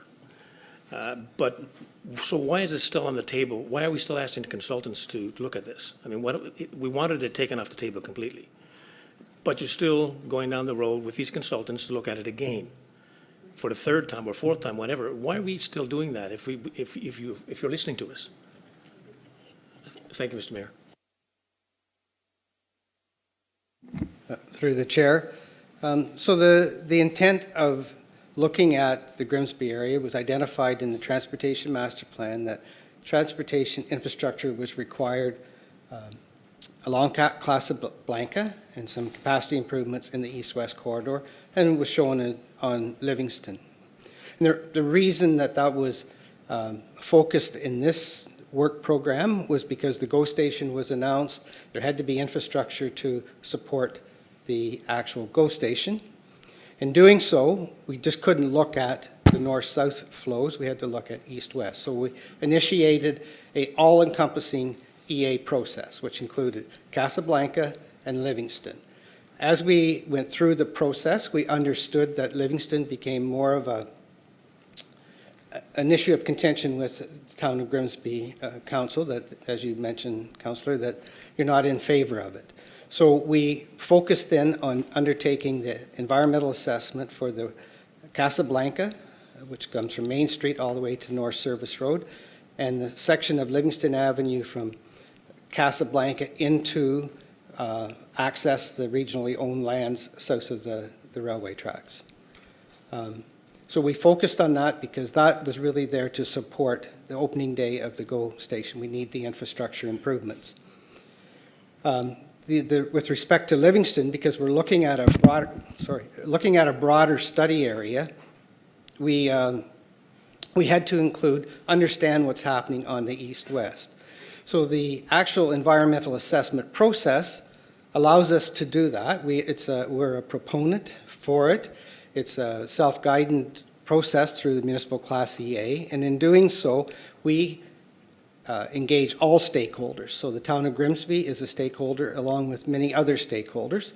And in that process, we go through, we listen to the public, we have to document what we've heard, but we continue to the end. And at the end of the process, if the stakeholders or public are not in favor with the results or the process that engaged, they have an opportunity to use a Part 2 order to stop or ask the Minister of the Environment to review the process and stop the EA. But at this point, we believe it's the best option for looking at the Grimsby area. Thank you. Councillor Vardy? Thank you. I'm just really, really concerned about this whole issue. And for those of you who know me, they know I like to speak in metaphors. And I kind of feel like you're coming to me, you say you're going to bring us options and your preferred option. And it's like coming to me, say, do you want the beef, the chicken, or the spaghetti? And I keep telling you I'm not hungry. And then you're going to tell me, well, we've chosen spaghetti, and now you're going to force feed me. Like, I just feel like you're not getting it. We don't want it. And yet you keep plowing forward, and then you're telling us, well, you know, I guess if we don't want to be force-fed spaghetti, we got to go to the province and complain and put in an order. Why do we have to escalate it there when we're telling you this is not our priority, this is not what we want? You've heard this for years. Why aren't you listening? Can you tell me why you're not listening to us? Thank you. We are listening to you, but there are other individuals as well that have presented comments that are in favor of it. They're not, you know, there's individuals in Grimsby that are in favor of it. There's a cross-section. So we have to continue the process under that premise. I'd like to know who those people are and if they own property along the proposed Livingston extension.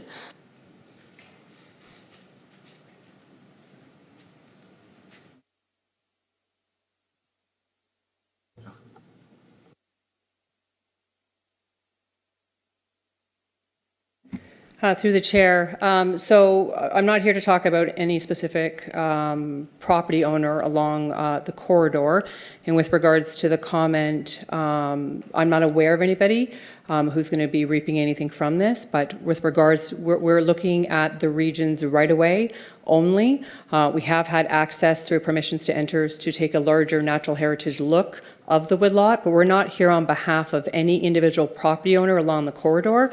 We're here under the larger, broader look through the TMP and what infrastructure requirements we need to bring to this community, and not just Grimsby, to also other communities where we're doing other EAs throughout the course of Niagara region. Thank you. Councillor Vardy? Sorry, through you again, Mr. Mayor. I'd really like you to take a poll, because you tell me that other people want this. I'd be surprised if there were 5, if you could stop them on the street and find 5 people that say, yay, we want this. So I'm highly suspect of how you feel that this is somehow a balanced approach to this issue. Councillor Furtick, you'd like to speak?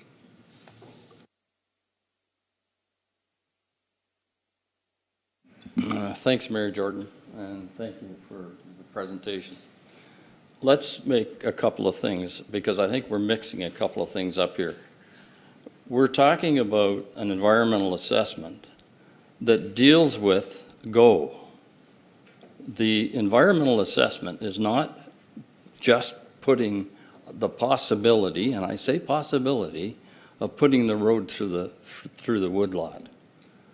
I'm sure that the region and staff are going to look at that very, very positively and not, we're going to try and help them to make the decision not to put it through.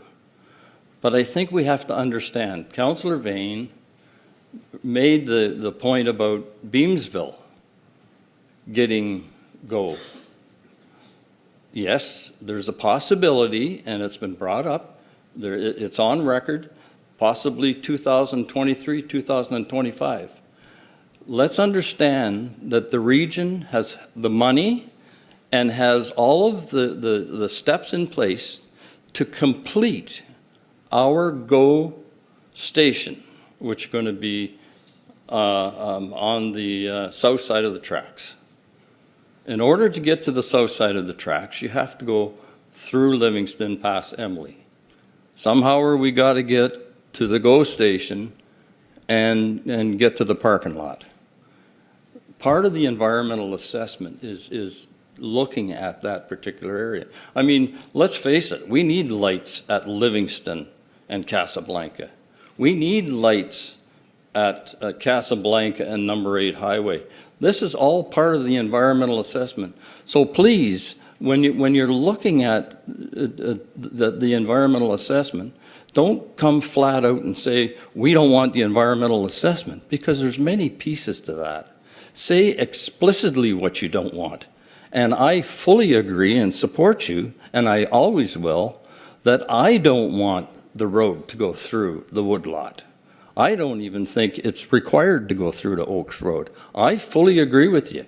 And the reason being is I have contacted staff, as a matter of fact, this week, and said, okay, I want to know what developments you have in the West End. Why do I want to know that? Well, if you're going to increase and put another road there, wouldn't you want to know if there's going to be any development there? You know what the answer is? There's no development in the West End. The only possible development in the West End would be Arkell Foods. I think there's a whole bunch of us old-timers know where Arkell Foods is. So please, Council, when you're putting through, the mayor and I have already carried the resolution for Grimsby Council. We do not want the road to go through the woodlot. But please, when you agree to that, which I know you do, don't agree that you want to get rid of the Livingston Environmental Assessment, because that may affect the decision, maybe Metrolinx, I don't know. I mean, somebody's got to make the decision, and obviously Metrolinx has already made that decision. So let's not stop the GO, but let's stop the road. Thanks, Mayor. Thank you, Councillor Furtick. Seeing no further questions, I just want to add that the Irish Grove Woodlot is the largest remnant of old-growth Carolinian forest below the escarpment in the whole of Niagara region. So whether there be an environmental assessment, we certainly as a council feel that, and as a community, that we definitely don't want Livingston Avenue going through to Oaks. Thank you. Moved by Councillor Vane, second by Councillor Sharp. Resolved that Doug Giles, Director of Community and Long Range Planning, with reference to the Regional Official Plan Amendment Number 13, ROPA 13, be received. All in favor? That's carried. Next delegation, we have Carolyn Ryle, Director of Niagara Regional Transportation Services Division, the 5-year forecast. Welcome, Carolyn. Good evening. Thank you for having me. I'm here on behalf of Transportation Engineering within Public Works to give a 5-year outlook with regards to the investment through capital works that they'll be doing here in Grimsby. This has been a new initiative with the team. They've been going around to the various different councils to give them an outlook, so everyone is well informed as to what our 5-year outlook is through our draft capital planning. And the important thing with regards to the works in Grimsby across the next 5 years, we've got a draft approximately $30 million worth of investment on regional roads, which still requires approval, but there's a major investment with obviously the works we're doing here in Grimsby, which we want to present to you here tonight. So just with regards to the capital forecast and when we're putting together our works with regards to the regional infrastructure, we look at four main areas. We look at network expansion, what has to do with capacity increase. So for example, how we would widen a platform of a road due to capacity issues. We look at intersection improvements, road rehabilitation. That's how we would reconstruct a road and, for example, add active transportation or elements of complete streets. And then we look at our structure, so anything to do with our bridges and our culverts, we take a look at that. Everything with regards to our capital works goes through different metrics yearly and biannually, and with regards to those statistics on their current condition, that's how we put together our long-term forecasting.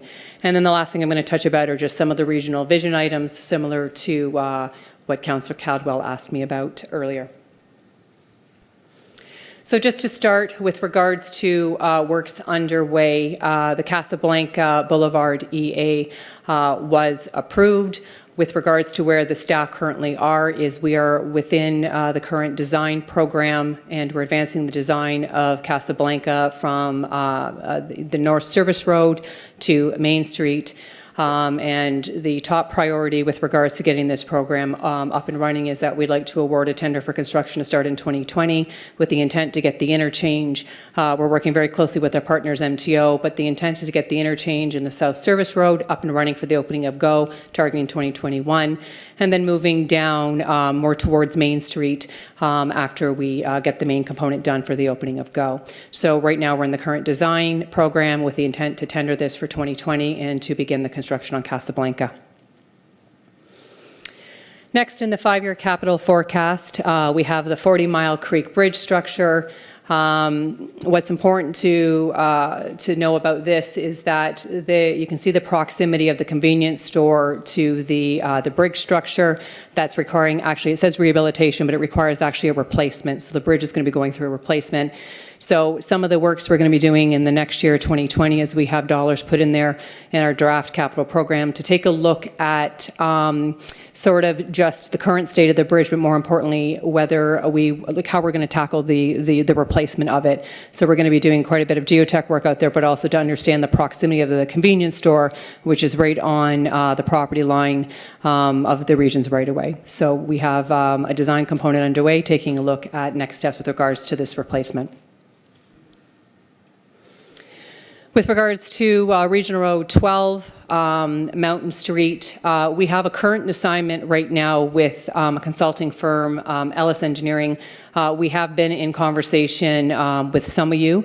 We've also been in conversation with Regional Councillor Furtick on the disintegration of the wall. So right now what we're doing with our consultant is we're looking for sort of an immediate response to some of that disintegration, and then what the longer term reconstruction would look like. So there's dollars put into our 2020 plan to deal with the immediate disintegration of that wall, and then looking at a much longer term option for Mountain Street.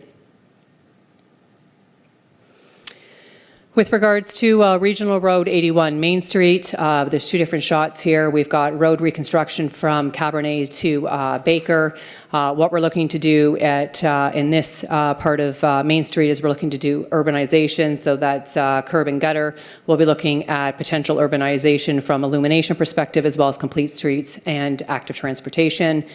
The reconstruction from Oaks Road north to Casablanca Boulevard is something that we've had conversations, again, with some of you here, but with Councillor Furtick. Decisions with regards to any next steps with regards to a reconstruct for this portion. So for some of you, this was, there was a treatment tried referred to as chip and tar.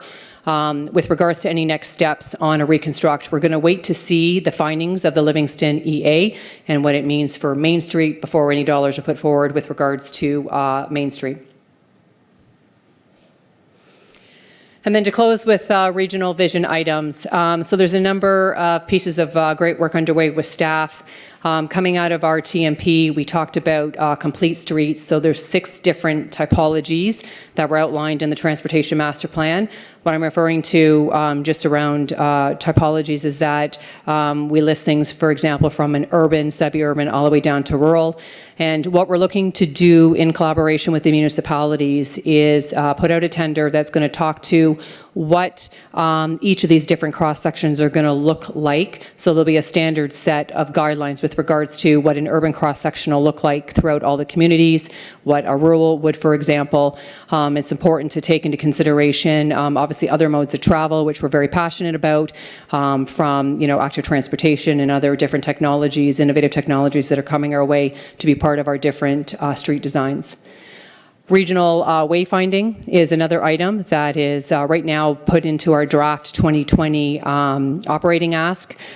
This requirement is to look at how we would roll out a consistent wayfinding program across Niagara Region on the regional roads. We've been dealing with a number of the municipalities who've been launching some of their own wayfinding programs. But the important thing is we're looking to do a consistent approach throughout the region that will help guide those who live here, but more importantly, the visitors coming to the area to find their ways from the regional roads to the important historical and other locations within each of the different municipalities. So again, this will be led through the region. There will be a stakeholders group put together with the municipalities having a representative present so we can work together on a consistent wayfinding program to be rolled out through the region. Next, with regards to safety initiatives, there have been reports that have gone to the current council with regards to different safety initiatives that Niagara Region is moving forward on. I've been talking very passionately about safety on regional roads and bringing Vision Zero, the entire platform, to Niagara Region.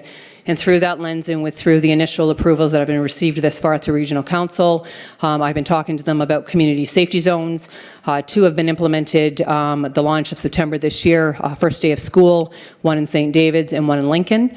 And with a close partnership with the school board, as well as the police, our public health and transportation, we will be assessing other community zones, which, if they're designated a community safety zones, fines are doubled. So we will be working with all of our partners and bringing back to council additional locations that we'd like to move forward with throughout Niagara Region. There's a set of criteria the staff right now are working on. And again, we're listening to the residents and to the municipalities on concerns with regards to community safety zones in their areas. Another safety initiative brought forward is red light cameras. We've been talking about bringing a business case forward, which we have approval for, on whether the region would benefit from bringing the red light camera program down into Niagara Region. So currently there's a terms of reference out on the street to hire a consultant to bring forward a business case that's going to look at the current state of Niagara Region, whether they would recommend it, and if so, how we would implement it. And again, that would be through a 2020 operating ask that we would be moving that program forward. But the initial approval we've been given and we're working towards is the business case on the use and the benefit of this in Niagara Region. And then lastly, under safety initiatives, and there's many, I could talk about signage and pavement markings, but I won't. I'm going to just touch on the automated speed enforcement. There's been a new committee that's been struck across multiple municipalities with City of Toronto and others. Niagara Region is at the table as part of that larger committee, working on the language that's going to be put forward to the minister to bring this forward through legislation. They're targeting to bring that forward to the minister at the end of this year. And we're looking to bring automated speed enforcement to community safety zones as well as school zones throughout 2020. Again, there's an operating ask that needs approval. It's in draft state, but the region is at the table with the larger group understanding what this would mean to our communities and taking Vision Zero very seriously down here in Niagara Region. We're looking to bring, pending approvals, all of these forward to start having them implemented on the regional roads. With regards to the Niagara Escarpment Crossing, thank you for raising it. This has been a discussion that we've been having at the region with regards to our next steps. There have been discussions with many other municipalities, and we've been working with them obviously on critical speaking notes, because this really needs to be a partnership across so many of us, not just the region. We are looking to start up an individual environmental assessment, which we've already been in touch with the Ministry of Environment on to understand actually what that process would look like.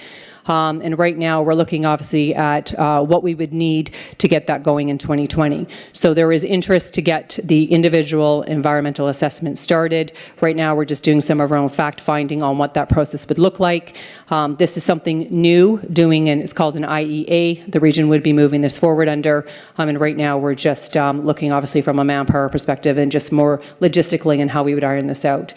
But if I could stress, and I was happy to hear that that was the conversation at AMO, it really is a partnership. It needs all levels of government to help support, promote, and fund something like this.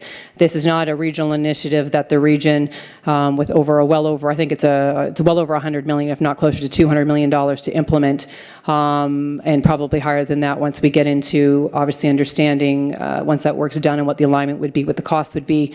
But it really needs to be a partnership. We have been discussing a lot of these initiatives with MTO, and we've been at the table with the federal government. So anything to do with the National Trade Corridor, which is a new alignment, and anything to do with the Niagara Escarpment Crossing have been top of mind that we've been bringing forward to MTO to discuss their appetite as well as the federal government. So we've been in those discussions ourselves. And then lastly, just developments. So it's important that the region continue to work in collaboration with all the municipalities on the new developments that are coming online with regards to infrastructure and what that means to ensure obviously any new developments that will be coming online, that we're working together to ensure that that infrastructure is put into place to be successful with regards to what that may look like in each of the different communities. Thank you. Thank you, Carolyn. Councillor Sharp. Through the mayor to the presenter. When you talk about the Bartlett Avenue Extension EA, one of the later things you talked about. The Niagara Escarpment Crossing? The Niagara Escarpment Crossing, if that's what you call it. I call it Bartlett Extension.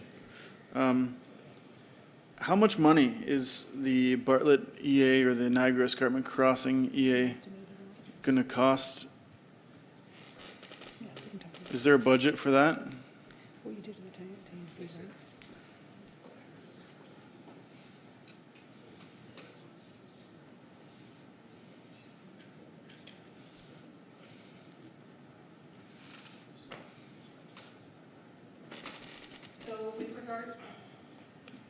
Through the chair, with regards to what we're assessing right now for the IEA, which is the different environmental process that we're looking to follow, we're estimating right now that we would require around $2 million to do this individual environmental assessment. To my understanding, and again, we're still fact-finding on what this entire process looks like. It's a much lengthier process. So right now we're putting aside a roughly $2 million. With regards to the construction costs, I'll turn it over to Jack because that was something that I think we highlighted in the TMP, and it was a rough estimate. Obviously not in today's dollars, but we can give you a rough idea of that. Through the chair. The estimate that we had in the TMP was about $120 million, and that goes back to about 2016 dollars. So it means that, inflation has gone up, and as Carolyn said, it probably, by the time we get there through the EA and the actual design, it could be well in the range of $200 million.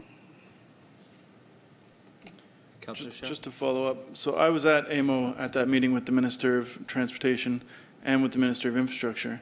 And we were talking 150 million, but I mean, that's spot on right in the middle of year 1 to 200. And it's probably reflective of inflation on that 128 million. But, so Carolyn, you mentioned the IEA. What is that? What's the difference between the Bartlett Avenue extension up the mountain and the whatever you're talking about? Through the chair, about 6 years ago, the region completed an environmental assessment study that looked at a north-south crossing of the escarpment. And through that process, they identified that a crossing was needed. I mean, it's been studied 30 or 40 years, and it keeps coming up with the same conclusion: it is needed. But within that study, they identified that the best corridor for that would be Bartlett Park. However, the environmental assessment has to look at a corridor because we don't know whether it goes along the existing road alignment or it goes somewhere else. So there's a corridor there that's about 1 kilometer each side of existing park that we would look at. They suggested in their document that we follow through with a Schedule C environmental assessment, which is similar to what the region's doing with Livingston Avenue. However, when we talk with the Ministry of Environment, the nature of that crossing has several challenges, notwithstanding the environmental issues and agri-escarpment issues, indigenous communities, private landowners, etc. The discussion went around that maybe the best route for the region to follow is to follow what is called an individual environmental assessment. When you activate or initiate an individual EA, it takes about 2 years to write the terms of reference. And those terms of reference are working with all of the various municipal agencies, the provincial agencies, and the federal agencies to come up with what it has to be addressed within that particular study. And it's signed off by the Minister of the Environment at the end of the day. And because it's signed off by the Minister of the Environment, there is no Part 2 order. There is no opportunity for somebody to come in at the last moment and say that you're impacting my property, because it's been vetted through this process and it takes about 2 years to build this terms of reference.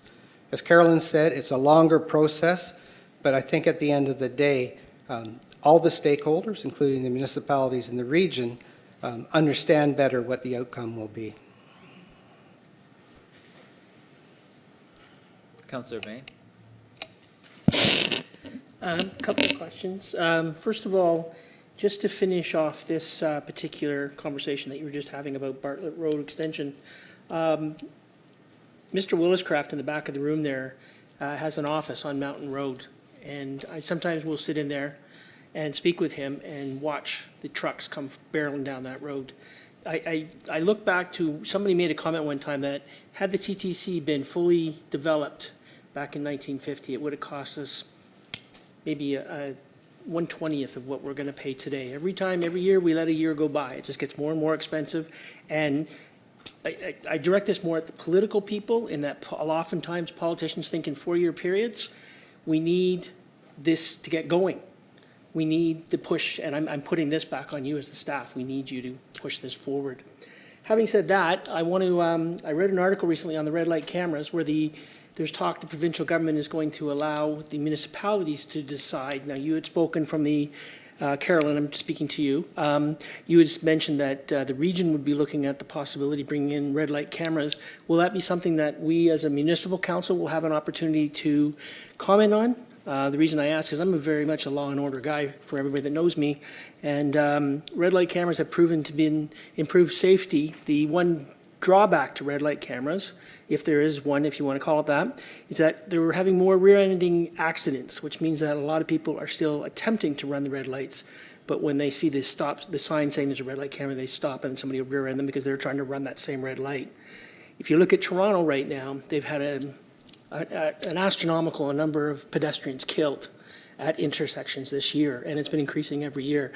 I just want to know if we as a town will have any input in this, and why the region would have any reservation whatsoever in installing red light cameras, if there is any. Thank you again for coming tonight. Through the chair.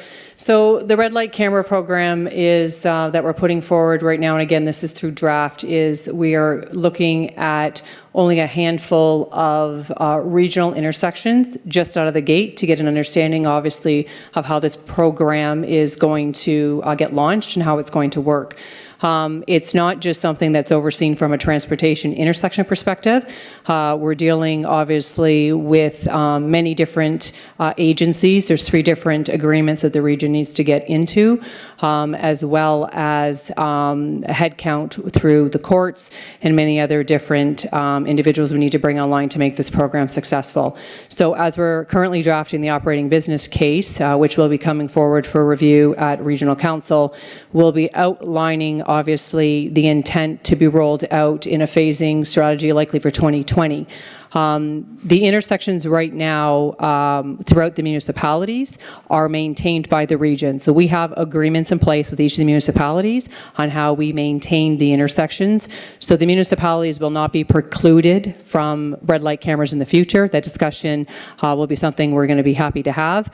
And then we'll be strategic through our analysis on where they're best suited, obviously, for maximum effect.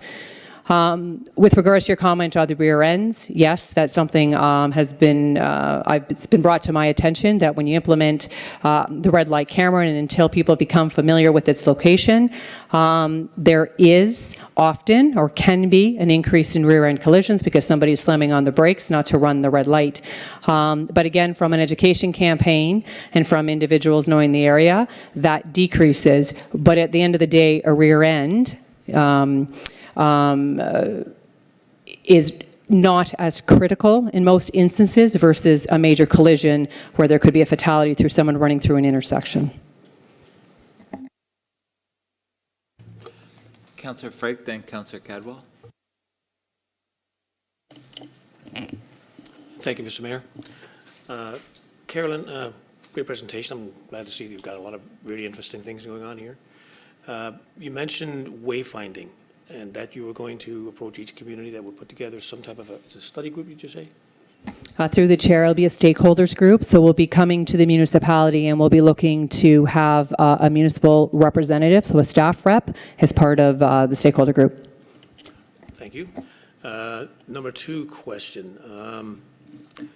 Does the region do anything to curb the noise levels of traffic along their highways? For example, Main Street is also very much a residential street. And I can assure you, because I live off Main Street, that some of the noise levels of, in all due respect to motorcyclists in the room, I have no problem with motorcycles, but I can guarantee you that 80% of them are way beyond the 92 decibel levels of noise that is allowed in the Highway Act. Is there anything the region can do to try and curb that, even if it's signage or anything whatsoever? Because when they drive along Main Street here, they pass retirement homes, people are resting, they pass schools, they pass the hospital, and a lot of residences. And I can guarantee you that when they pass through on Main Street, a lot of people wake up or get pretty mad. And for the most part, those people who have backyards or gardens that face onto that street, you can't even have a conversation. It's so bad. Is there anything you guys can do from regional level to include that in your automated speed enforcement procedures?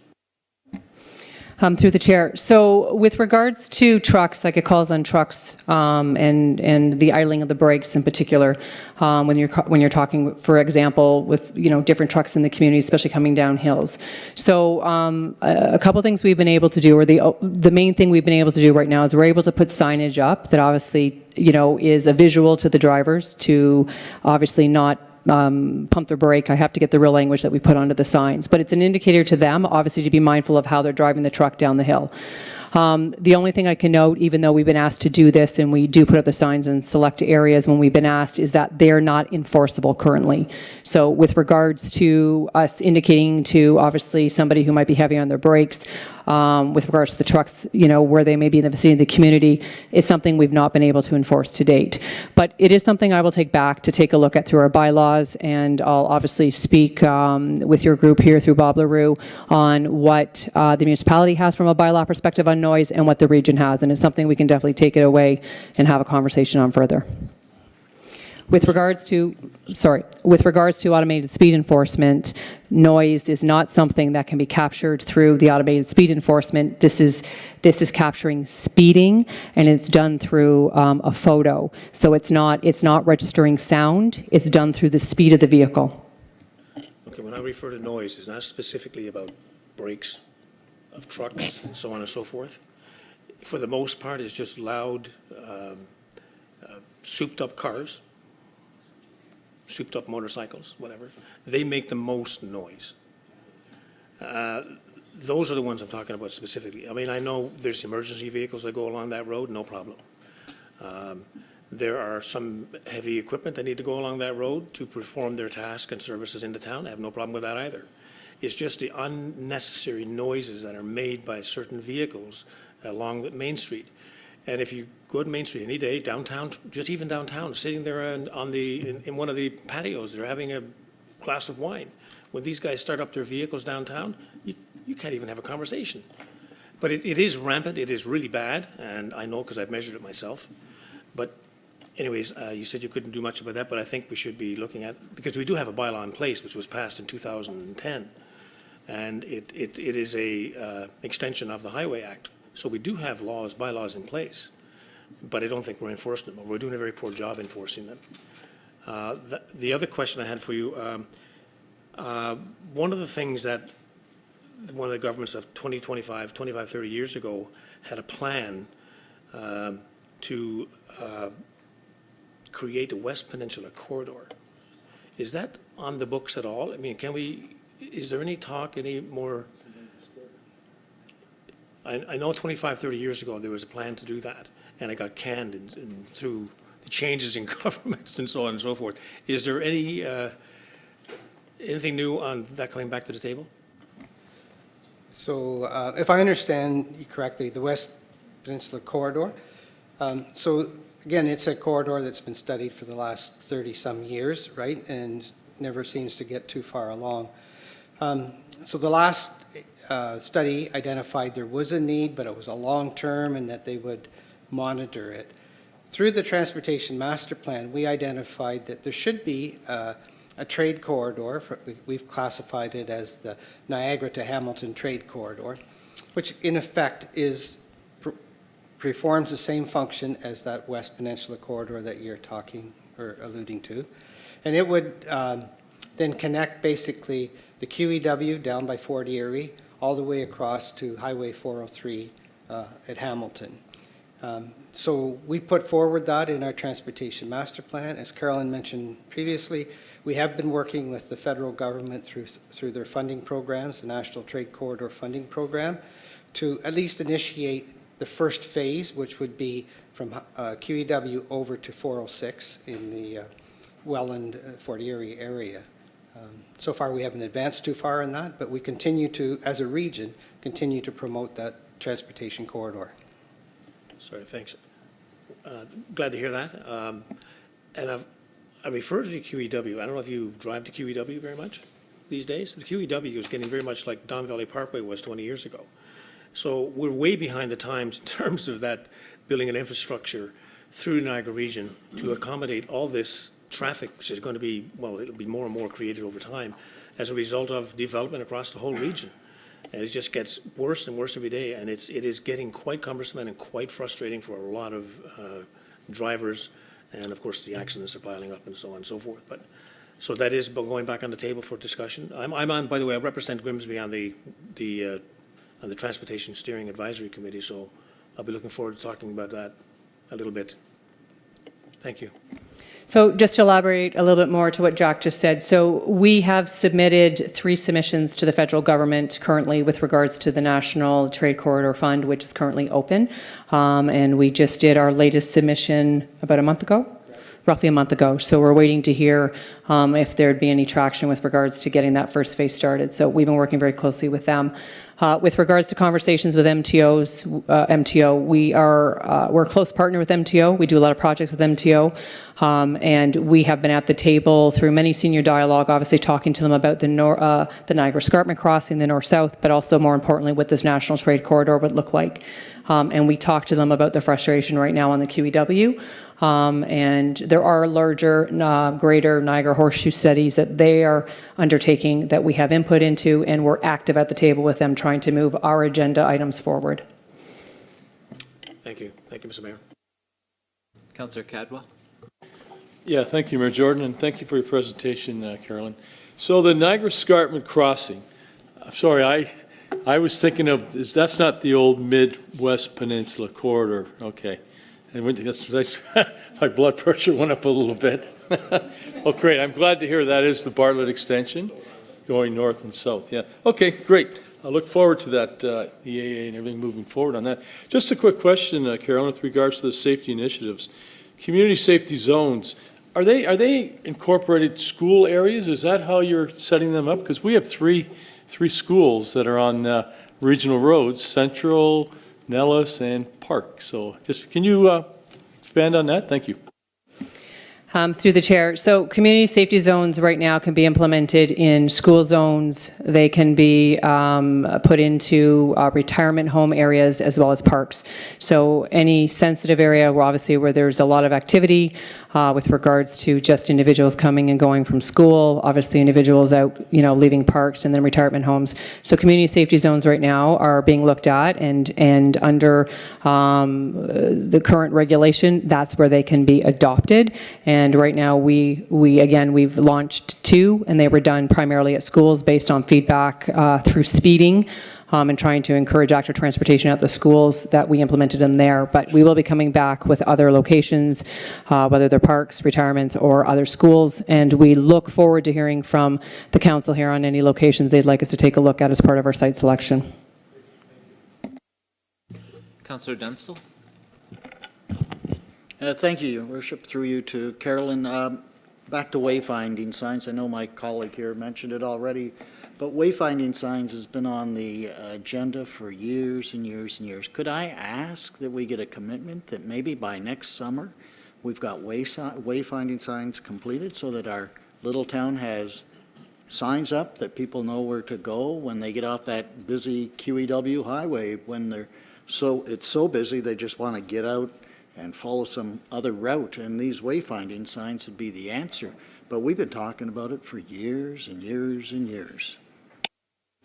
Through the chair. So I haven't been at the region terribly long to know the history, but I have been briefed somewhat on the wayfinding challenge. So it is a 2020 objective for us to put the tender out. I cannot promise we'll have it completed by this summer, and the reason is I need the buy-in of the 12 municipalities, obviously, with how we would want to work together on the partnership of a consistent, we'll say, color scheme, look and feel that'll be out in the communities. But with regards to it going out on the street, I can assure you that's our intent, and we'll be looking for a representative here to assist us in moving this forward in your community. We understand the value of it, and that's why it's a priority with Public Works to start it moving. Thank you. Councillor Bain, another one? In regards to the wayfinding signs, you're only talking about putting signs on regional roads, is that correct? So if we wanted some on our own road, it's ways we would pay for it, is that what you're saying? That's correct. So through the chair, what we're looking at how we would do, it's really placemaking. I refer to it as placemaking, how we would have consistent placemaking along the regional roads that would let those living here as well as visitors know where to go to within each of the municipalities. With regards to it being rolled out through the municipality, we would work in partnership with the municipality on that program, and that would be something, as part of the program we would work. But the main scope for the wayfinding is to get the municipalities together and talk about a consistent approach across the regional roads, and then we can have how that would echelon down into the municipalities. Thank you. Seeing no further questions, thank you very much for your presentation, Carolyn. Moved by Councillor Sharp, second by Councillor Bain. Resolved that Carolyn Ryle, Director of Niagara Regional Transportation Services Division, and Frank Tassone, Associate Director of Niagara Regional Transportation and Engineering, with reference to their 5-year forecast, be received. All in favor? That's carried. Up next, we have report DRS 1943, Peach King Center Facility Expansion. Sarah, come forward. Yeah. Welcome, Sarah.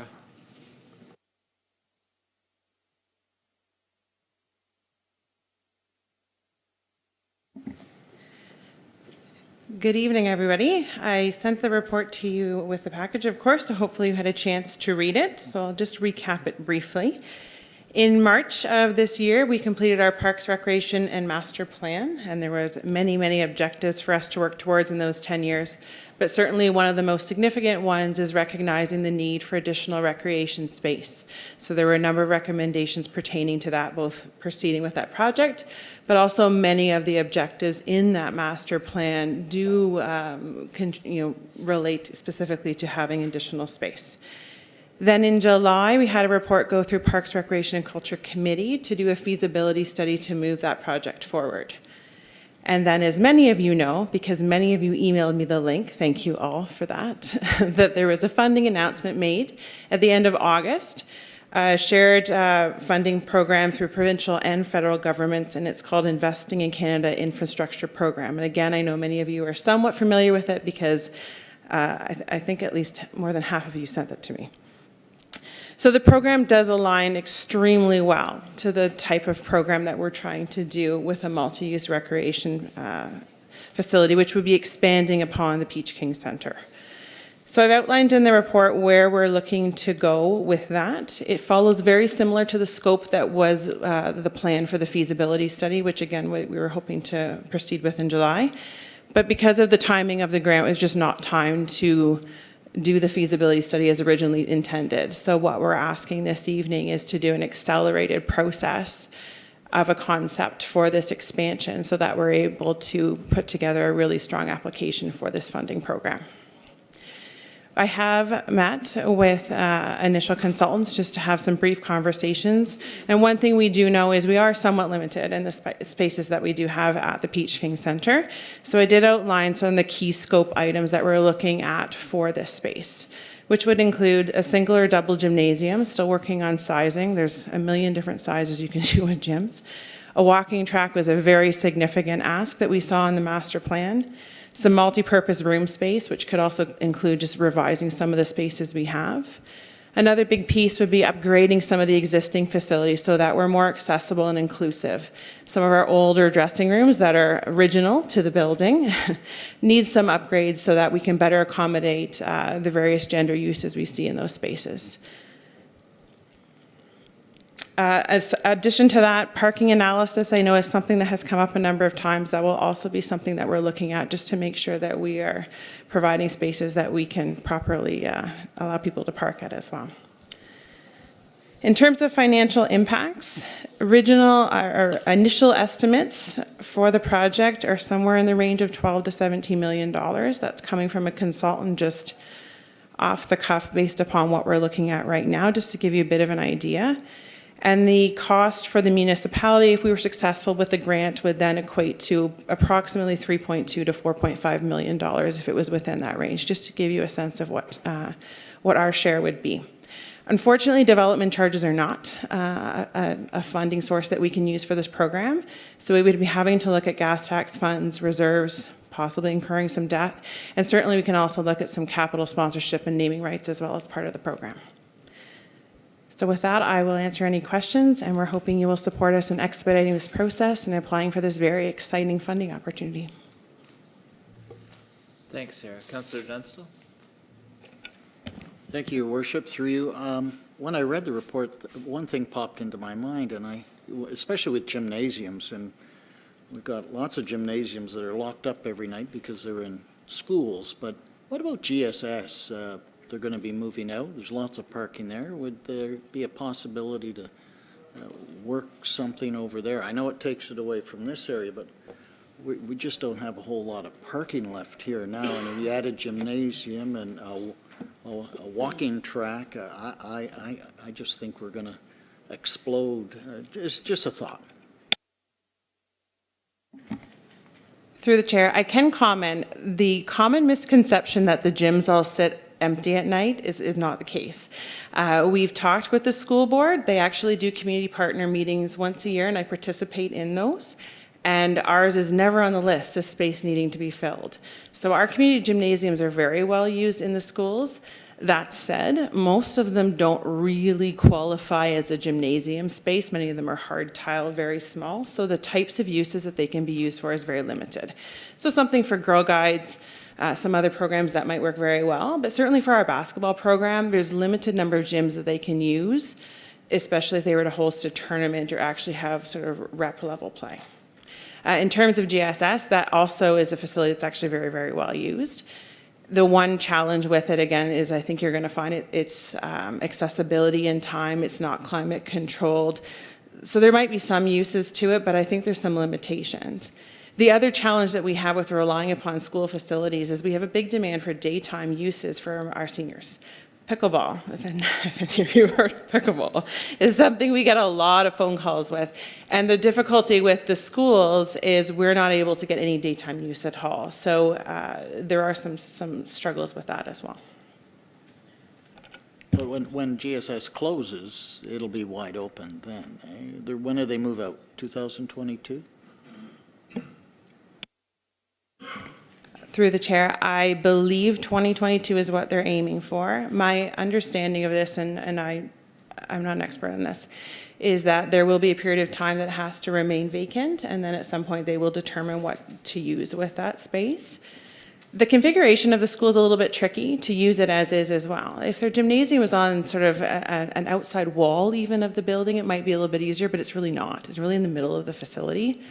So relying upon that for future uses for gymnasium space as a community center, I'm just not sure that that's really going to provide you with the best programming. As well, for us, having everything at one place from an operational standpoint is certainly more efficient. We don't have to have additional staff at additional sites as well. Thank you. Councillor Cadwell. Thank you, Mayor Jordan, and thank you for the presentation. And yeah, we really, the light went on when we heard that announcement. And thank you for taking a really strong lead to this too, Sarah. So I just think a question about, with regards to the hiring of a consultant, is there a tendering process to that we have to go? Is it a cost that falls into that parameter? And I have just one other comment too. So through the chair, again, with the feasibility study, we would have went through a more typical process through an RFP and such. The deadline for this application is November the 13th, and it's been suggested that you don't hand it in November the 13th.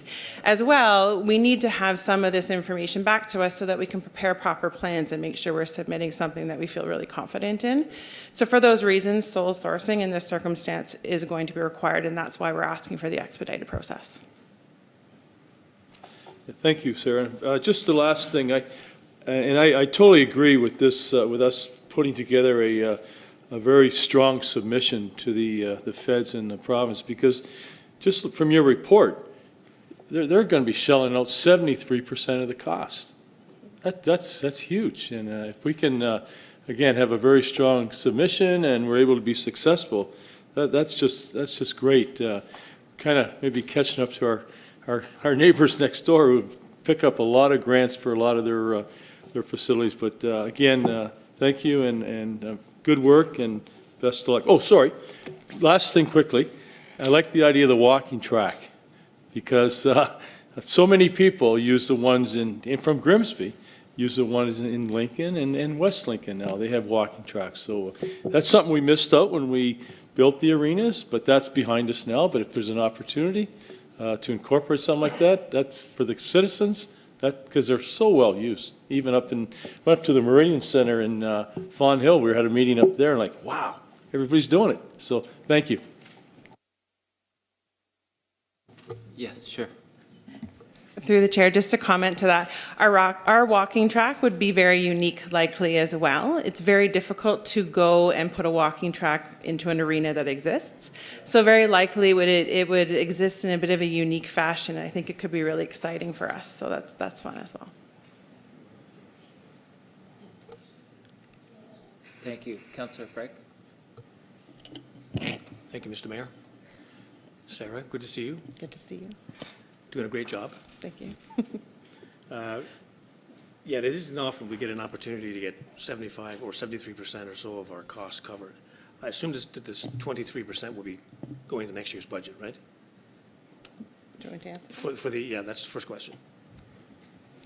And I'm sorry, I should have mentioned this. So the timing for this program is in the winter. Oh, I have it in here.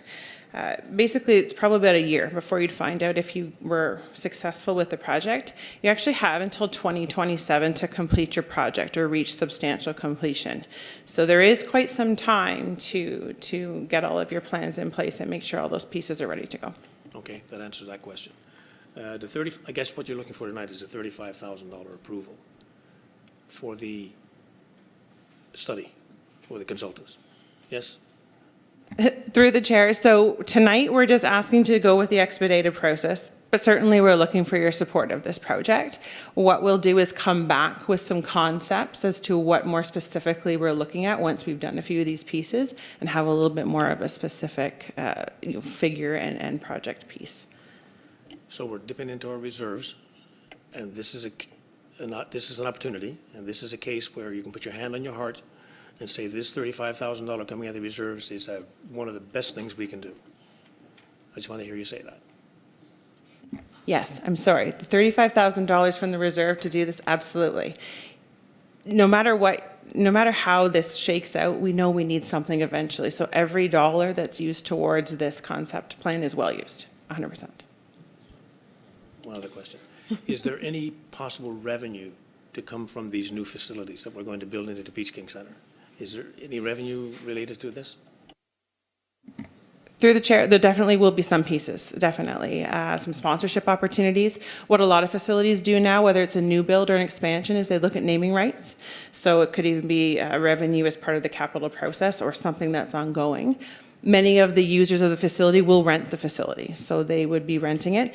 We're also hoping that this brings in basketball tournaments and other facility, other options as well that bring in revenue, but also bring in lots of people into our community, which is what we want as well.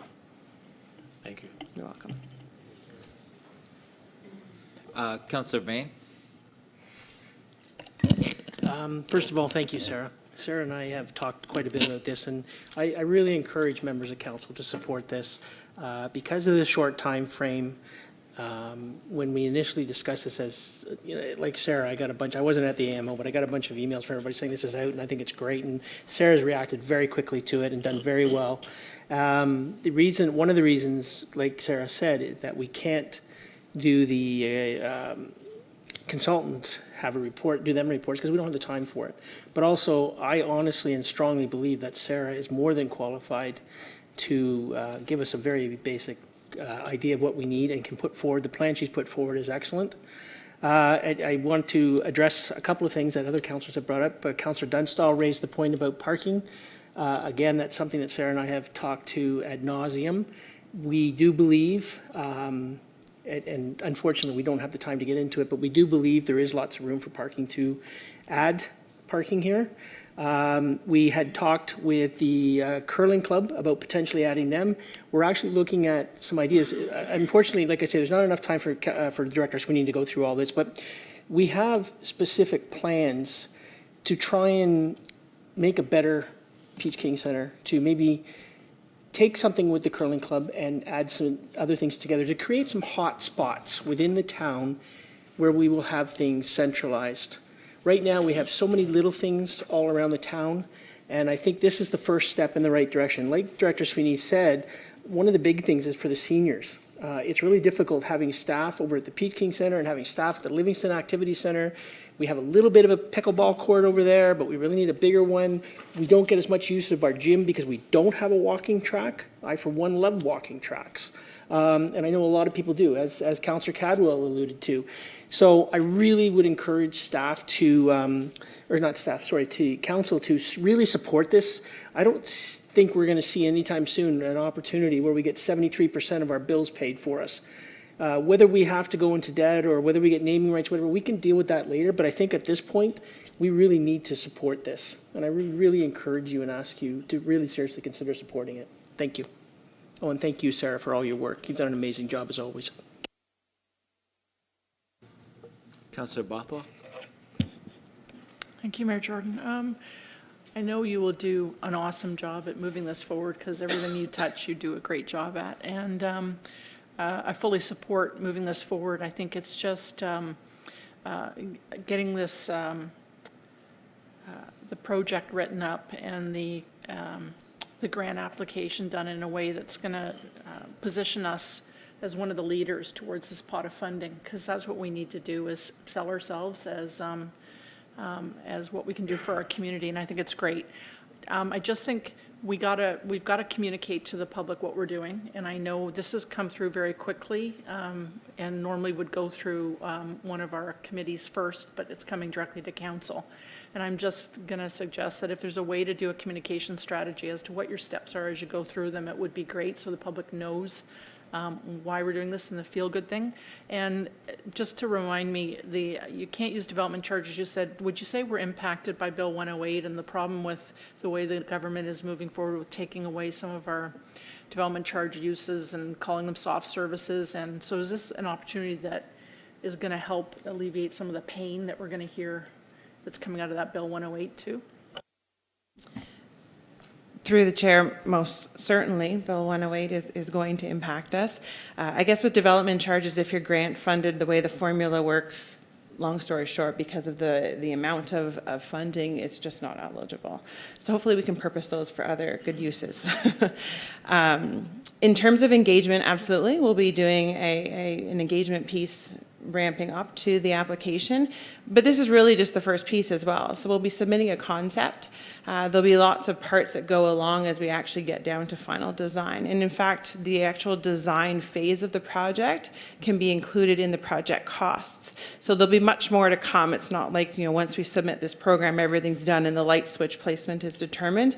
There'll be lots of opportunities for us to engage with our stakeholders, staff, general public, to make sure that we're hearing some of their pieces as well, so as we fine tweak it. Thank you. Councillor Sharp is up next. Through the mayor, I just have a quick comment. Thank you, Sarah, for your presentation and report. It looks like great to have an expansion of the existing Peach King Center. My question is quick. It's about the walking track. Would it be retrofit into the existing arenas, or would it be part of the new basketball courts? Through the chair, we'll look at options when we're doing these concept pieces, but the feeling initially is to put it into either existing arenas is going to be really tricky to do. So the thought is it would actually surround potentially the gymnasium. We're going to look at those options and see what can be done. There could be some advantages to that. You do see them around the arenas a lot, but there's some challenges with that. One is if you have a ticketed admission event, you often see the tracks closed. And typically the arena floors are not climate controlled for seasons. So if it's surrounded a gymnasium, you might actually eliminate a few of those challenges and make our walking track a little unique and interesting. Councillor Vardy. Again, thank you, Sarah. It's great to see how motivated you are. I really appreciate it. I have a friend who's a pickleball fanatic. So, and you're talking about basketball courts. Are you able to use these courts for the same activity? I have never watched pickleball. So, are we able to use them for more than one thing? Is one question. The other thing is, we talked about at one point doing, visiting all of our parks. And I just don't want to lose that because I think it's really important for me anyway to get a sense of what our sort of recreational assets are. And while I know Councillor Vane mentioned that he'd like to have everything concentrated, I'm not so sure that I feel the same way. I think it's kind of good to have satellite things in different places, but in order to kind of wrap my head around it, I think I really need to have a bit of a visual of sort of what our assets are globally, also from the perspective of this landmass, where this new gymnasium, how it would sort of work into other pieces. So just to put that on your radar. Thanks. So through the chair, multi-use, absolutely. You can play pickleball, badminton, basketball. It could have fitness on the floor. You could have wellness programs. It will be designed to be multi-use, both in terms of size, dividing the space, and the number of sports and activities you can have on there. It'll have camps on there, you name it, we'll be putting it on that floor. So definitely it will be all of the spaces will be multi-use. The parks tour, definitely, I have not forgotten about it. I've just tried to let a few things settle down, and now with our new CIO, he can join that as well. So we'll do some touring and look at some of our key parks so that you can see that, and some of the changes and things we need to be thinking about upcoming at some of those spaces as well. Okay. Thank you, Sarah. Councillor Cadwell? Thank you, Mayor Jordan. I'll be very brief and quick in your report. The last line, about the legacy project for the town of Grimsby to celebrate the municipal centennial anniversary 2022. Also celebrating an upcoming anniversary of 100 years of hockey in Grimsby. Is that in 2022, Sarah, too? Or what is that date? Are you aware of that? Sorry, do you know? Through the chair, I don't know the exact date, but they do align very closely within a year. So that unique opportunity for us to really weave that into our facility is most certainly something we should capture, and we will. I've talked to the president of the club already, and that bug is in his ear, so we'll definitely do something unique and interesting, whether it's a permanent piece or some celebrations, maybe a bit of both. Just 2 words. Craft Hockeyville. Why not? We can do it. Thank you. Well, I think that's all the questions on that. Moved by Councillor, thank you, Sarah. Moved by Councillor Bain, second by Councillor Sharp. Resolved that the Peach King Centre Expansion Report, DRS 19-43, be received for information and that staff be authorized to proceed with an expedited process for the project as outlined, with the intention of making an application to Investing in Canada Infrastructure Program. All in favor? That's carried.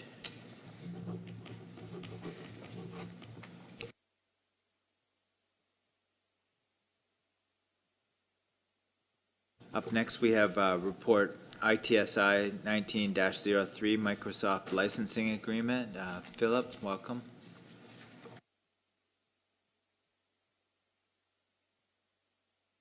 Dane, but this is just a renewal of our Microsoft licensing contract. It's a 3-year contract. It guarantees the pricing for the products we buy for that term in 2019 rates. And it's also a cooperative purchase through the Ontario Education Collaborative Marketplace, provides for the town's current Microsoft licensing plus anticipated growth. There's a small increase to $2,200. That increase in cost is within budget and is mainly accounted for by virtue of the increased number of licenses we're purchasing. So, pretty straightforward. I'll take any questions. Thank you, Philip. Councillor Cadwell? Yes, thank you, through you, Mayor Jordan, and thank you, Philip. And so the agreement date, is there a specific date that we have to re-sign? And as you mentioned, and it goes till 3 years, so yeah, 2022 then, is that correct? So is it just continue in 2019, or is it for 2020 we re-sign, Philip? Through the chair, this agreement expires at the end of September 2019. If we stay with our current provider, it can roll month to month. But the reason why, and this is here at council, not committee, is because I'm recommending we switch providers. We viewed a number of different licensing opportunities, different contracts, and the best one, we get slightly better rates if we go with this cooperative purchase program. So 36-month term, it would go to month, but we're switching providers. What's the recommendation before you? Councillor Bothwell? Just a quick question, and the additional cost is roughly $2.2K per year, is that correct? Over the 3 years? Through the chair, the additional cost is $2,200, correct, but that's only anticipating the increased number of licenses. Our cost for 2019 will stay the same. I'm projecting an increase from 145 licenses to 170 within that 3 years. So it's a conservative estimate of growth. It does not account for if our departments jump on a new package. It provides for the licensing in place today plus volume upgrades to 170. Sorry, the one question about that was, you mentioned that that additional little extra leeway would allow for new software options to create better collaboration between staff. Just want to know what those software options are and what type of better collaboration you're thinking it will provide. Through the chair, thank you, Councillor. Great question. So we're kind of excited about this. IT people get excited about new software, new features and functions. The costs before you do allow for 5 licenses of cloud-based collaboration tools through Microsoft. So that includes things like Presence, Lync, things that right now we coordinate ourselves through Microsoft Outlook. You can coordinate yourselves through this other piece of software that will allow instant access, allow things like we don't have today, like chat messaging. It would help further our remote workers, where we have people who are working from home or in the field. We can see if they're at their desks, that kind of stuff. But there's a full feature set. We're going to be testing them in IT and to get our user departments to help us out as well. Thank you. Is that like the Skype, using the Skype with the Outlook connection? Yes, through the chair, yes, that's part of it. Thank you. Seeing no further questions, I'll read the resolution. Moved by Councillor Ritchie, second by Councillor Bothwell. Resolved that Grimsby Town Council approves that staff be authorized to enter into a licensing agreement under Ontario Education Collaborative Marketplace, OECM, software license products and related services number 2018-318-01 with Soft Choice Canada Incorporated for the provision of software licenses. All in favor? And that's carried. Next up, we have an update. Anthony Boncory, Acting Director of Building and Bylaw. New site alteration, verbal update. Welcome, Anthony. Thank you. Through the chair to all of council, I'm here tonight to update you on the status of our site alteration bylaw. I'm pleased to announce that we are starting our kickoff meeting this Thursday to start and commence the review and update of our site alteration bylaw with our solicitor, and we will be dealing with many of the issues that I brought forward in the previous report, dealing with our schedule of fees and some of the technical aspects of the site alteration bylaw. We intend to have a draft to council in early October for review with our solicitor, at which time we will be able to discuss the draft bylaw in depth and then look at planning a public engagement meeting to see how the public views our revisions to the site alteration, if we have addressed some of the constituents' concerns. And now I'd like to open it up if you have any questions. Thank you. Are there any questions? Seeing none, I'll move the resolution. Moved by Councillor Ritchie, second by Councillor Sharp. Resolved that A. Boncory, Acting Director of Building and Bylaw, provide a verbal update with reference to the new site alteration be received. All in favor? That's carried. Thank you. Thanks.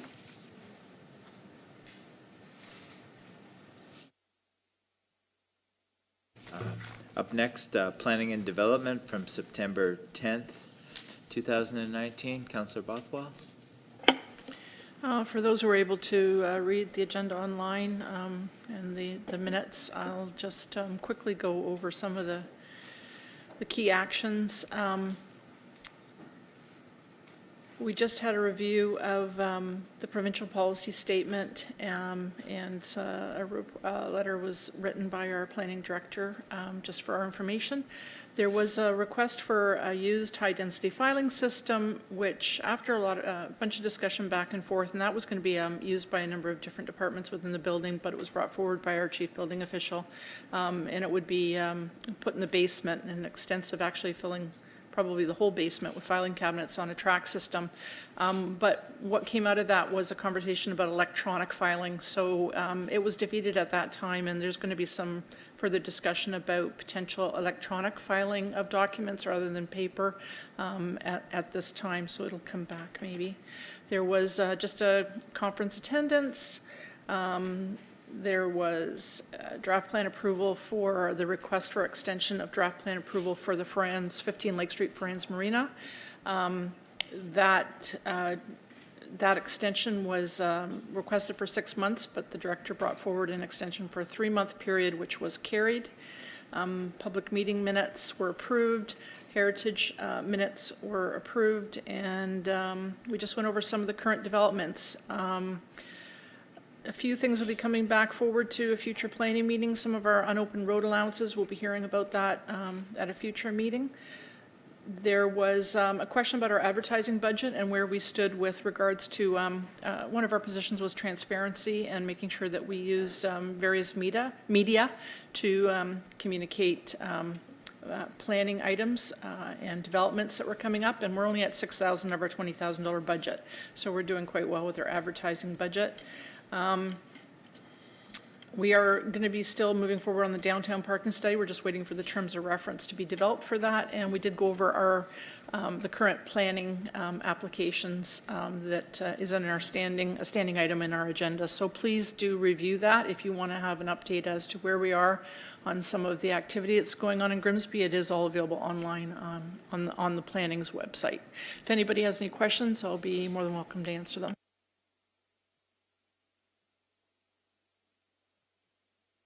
Councillor Dunstall. Thank you, Your Worship. I have a motion to lift item number PD 19-69. That's the extension of the draft plan for 15 Lake Street. Yes, I have the motion here. I'll read that. Moved by Councillor Dunstall, second by Councillor Bain. Resolved that Resolution PD 19-69 be lifted from the Planning and Development Committee meeting minutes of September 10th, 2019 to deal with Report PA 1934 regarding a request for extension of draft plan of vacant land condominium approval 167-1228 Ontario Incorporated for further discussion. All in favor to lift? And that's carried. Thank you, Your Worship. If I could add to that, I received an email from the owner of 167-1228 Ontario Inc.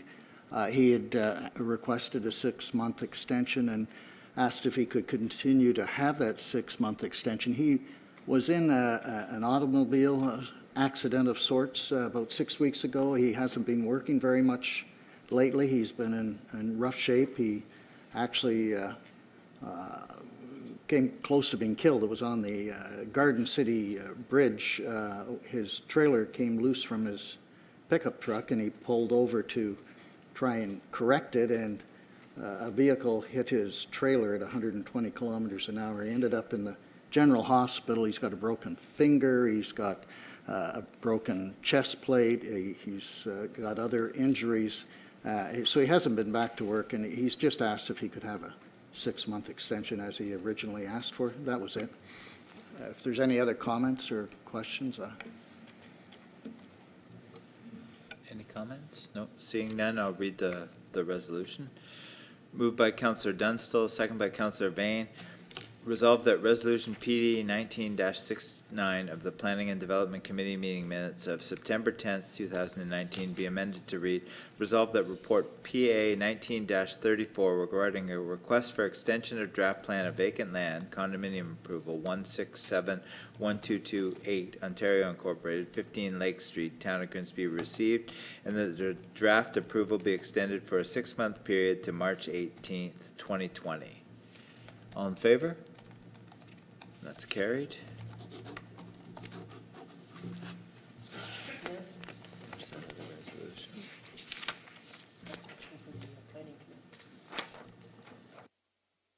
Councillor Bain, you have a question on planning? My question through you, Mr. Mayor, I think will actually be directed to the Acting Director of Bylaw.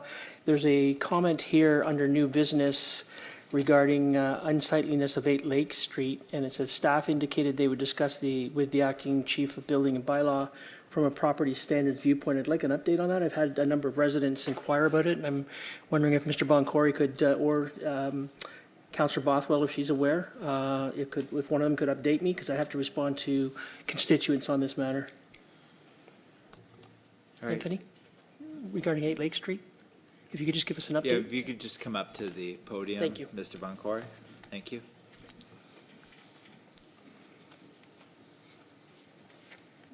Through the chair to Councillor Vane.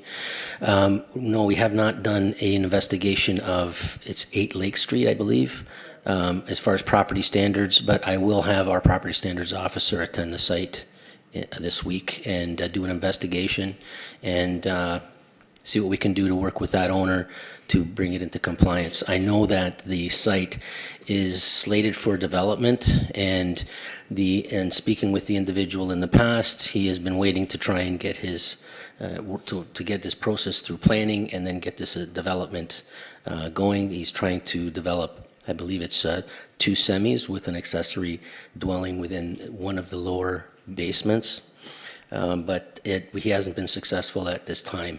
He's still working through some planning issues. Just an FYI, sorry, I don't mean to interrupt, the same gentleman who had the car accident that Councillor Dunstall was talking about is this same owner, so yes. I'm not sure if he's available. I just want to know if you could let us know, because we do have constituents asking about it, and if you could just drop us an email or something would be appreciated. Thank you. I can do that, not a problem. I'll give you an update. Thank you, Mr. Boncory. I'll read the resolution. Thank you. No further questions. Moved by Councillor Bothwell, second by Councillor Ritchie, resolved that the Planning and Development Committee meeting minutes of September 10th, 2019 be received and the recommendations contained therein be approved as amended. All in favor? That's carried.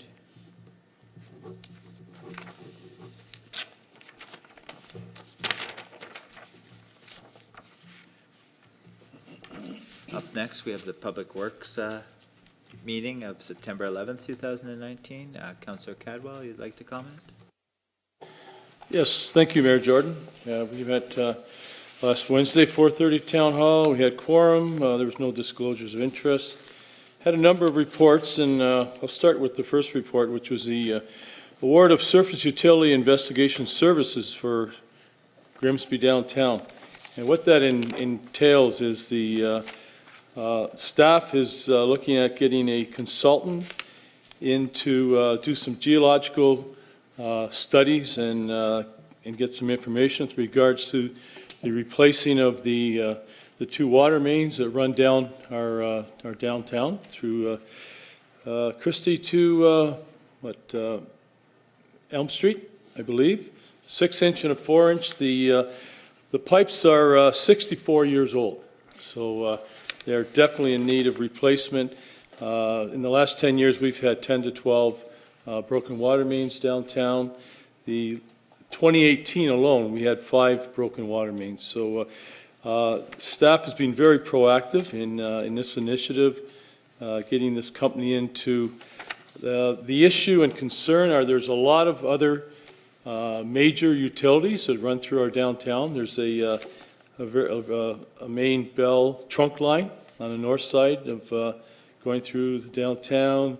There's still, Mr. LaRue and staff were mentioning the old set of tracks that were going through our downtown are still there. And we have the hydro for the street lights is under the sidewalk area, I believe. So again, this is just to move very quickly to get the company into the Upper Canada Consultants in.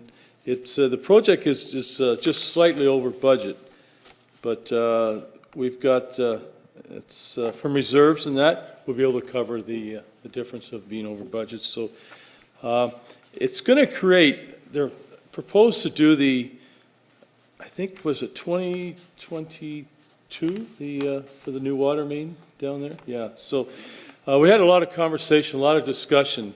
It's going to create a lot of concerns and issues with the downtown, having our main street ripped up and that. But staff will be they've stated they will be very proactive in having meetings with the businesses, getting notices out, and just working with the businesses because it's going to cause a little bit of some problems. Obviously, it's our downtown. So. If there's any questions after with the report, we have a number of our Public Works staff here to answer any questions too. So that was a long discussion report, but a very good report. Also, we approved the award for the sidewalk construction and spot repairs, which is ongoing that we do every year in town, mainly out in the West End. A lot of that work will be done. Also, we report for concrete sidewalks, mud jack lifting. boy, we got quite an education on how that works from staff, and it was great. Yeah, they don't remove the sidewalk slabs. They drill holes in and they insert a type of hydraulic concrete of some sort, and it raises the sidewalk slab up.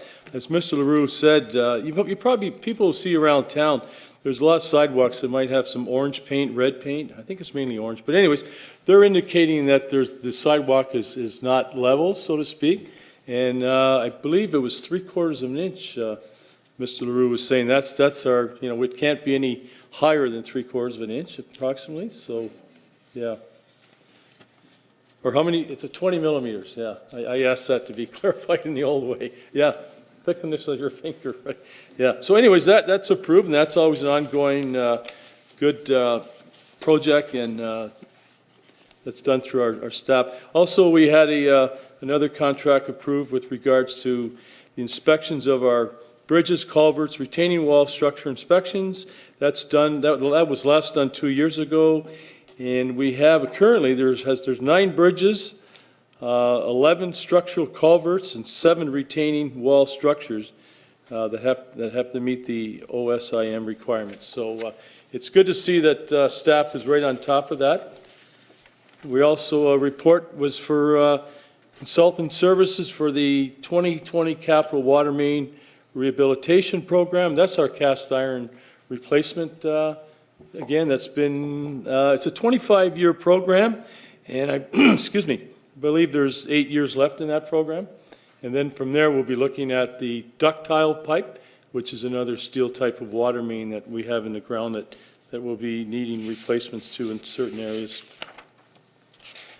Also, we're awarding the Wolverton Road retaining wall construction.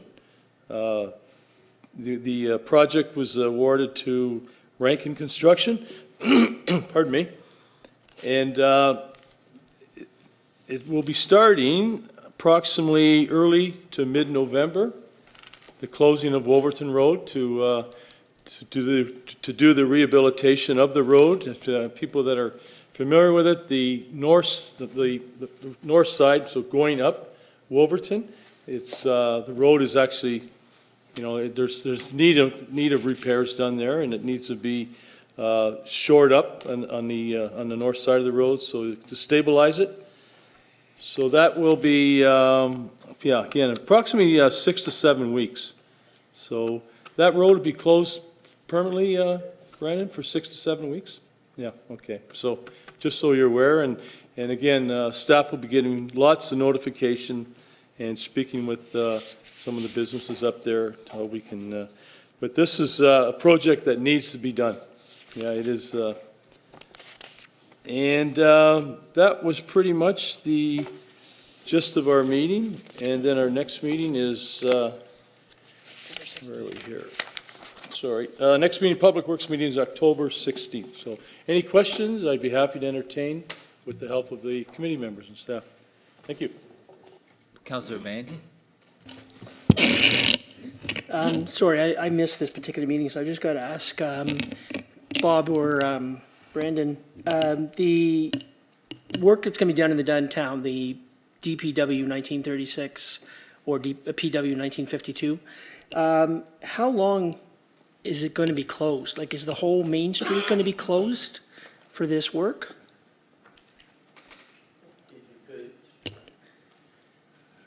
Through you, Mr. Mayor.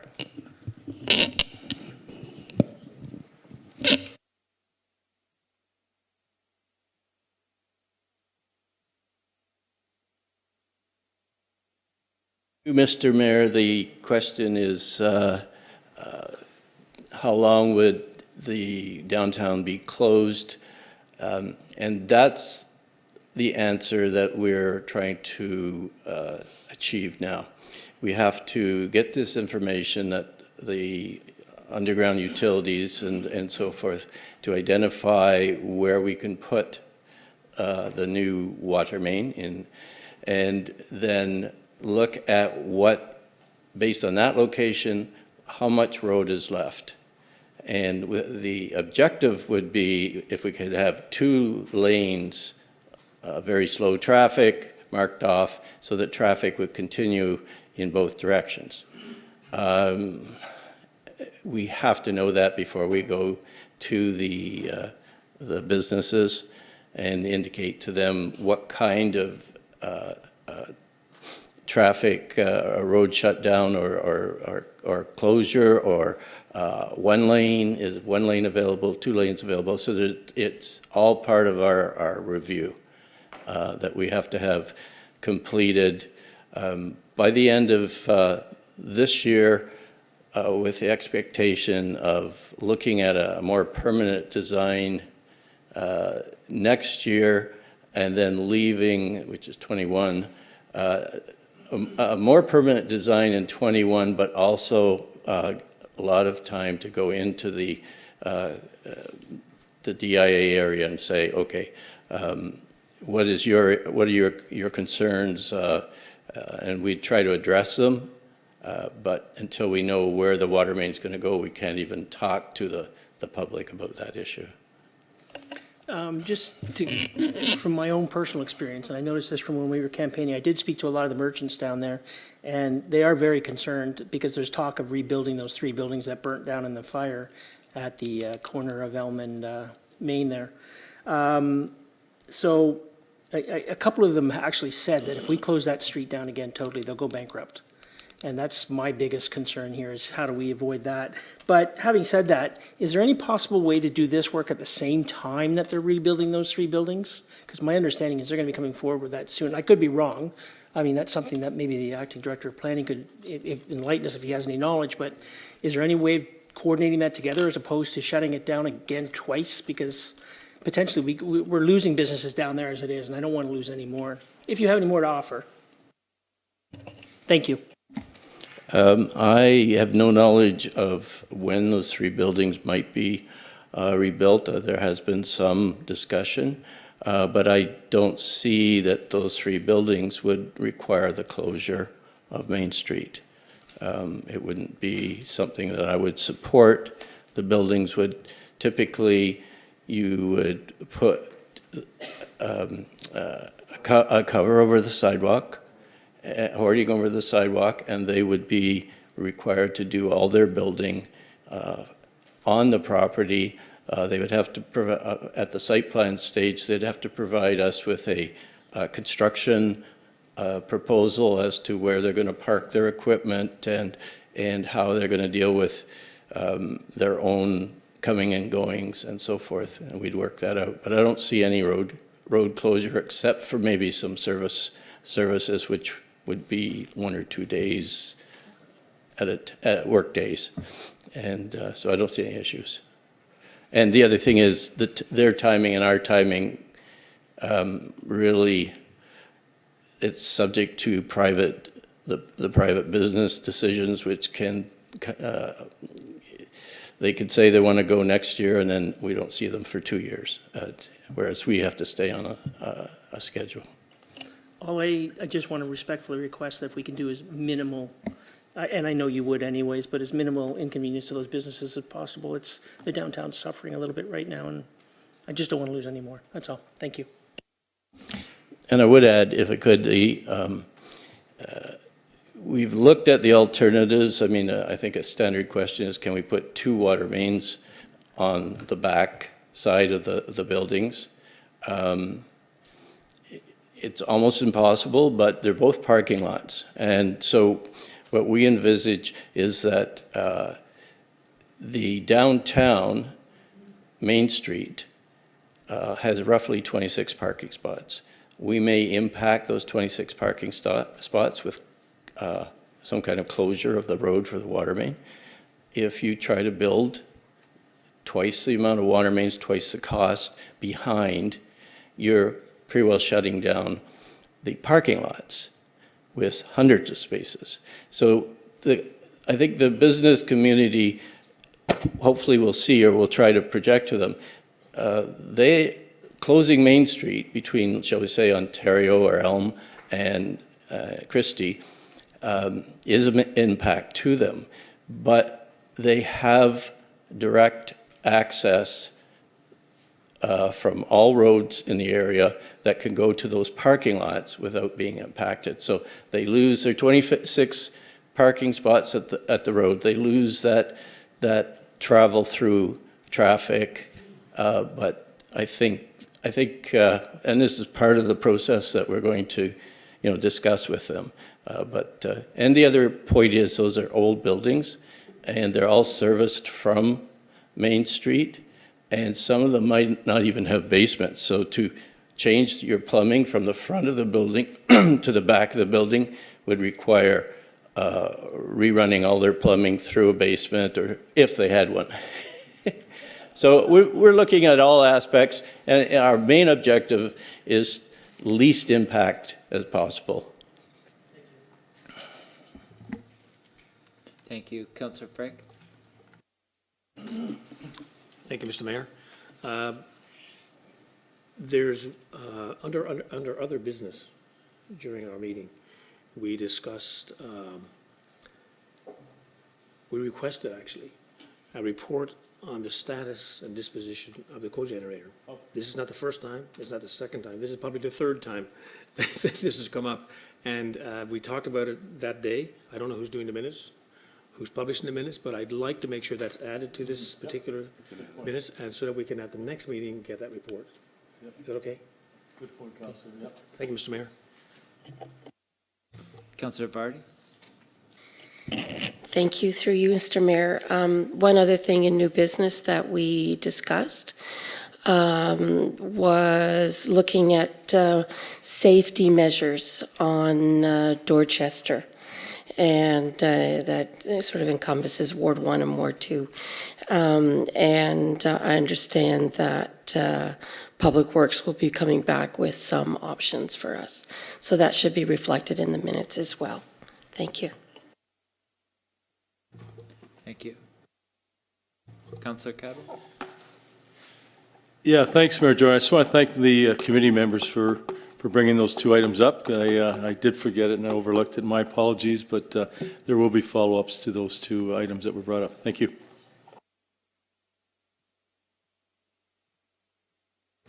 Mr. LaRue?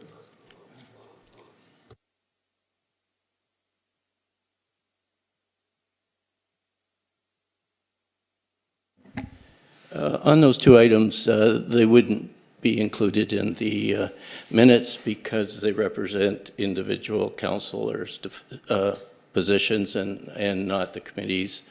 Wasn't carried by resolution. But I will be providing answers to the questions and copy to council. But I think I stand corrected. Minutes only reflect resolutions, not other business.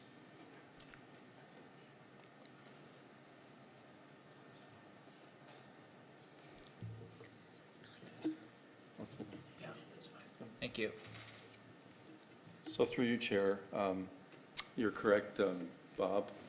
So we will, because there was no resolution in the meeting, but we will add it as part of, coming back to the next Public Works Committee on the 7th with some alternatives.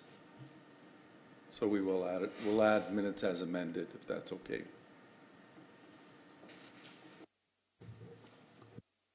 That's okay with me. But generally, if there's an item that was put on the agenda and a resolution, then that would go in the minutes.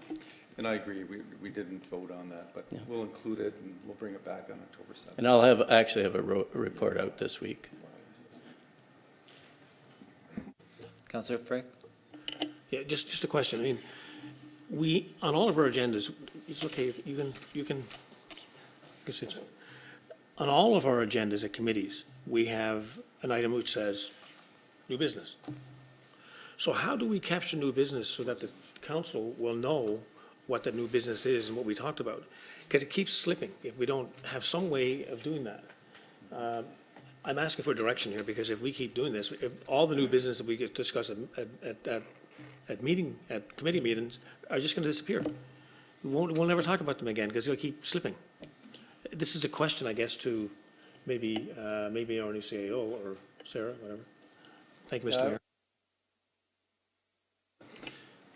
I've sat on two standing committee meetings, and I see that there's some inconsistency across how they're clerked.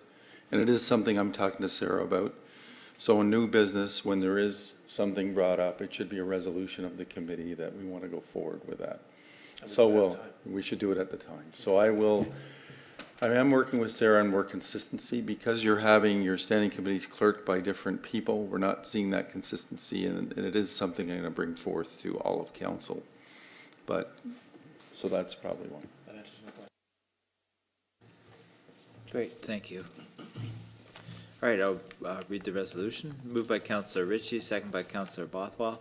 Resolved that the Public Works Committee meeting minutes of September 11th, 2019 be received and the recommendations contained therein be approved as amended. All in favor? That's carried.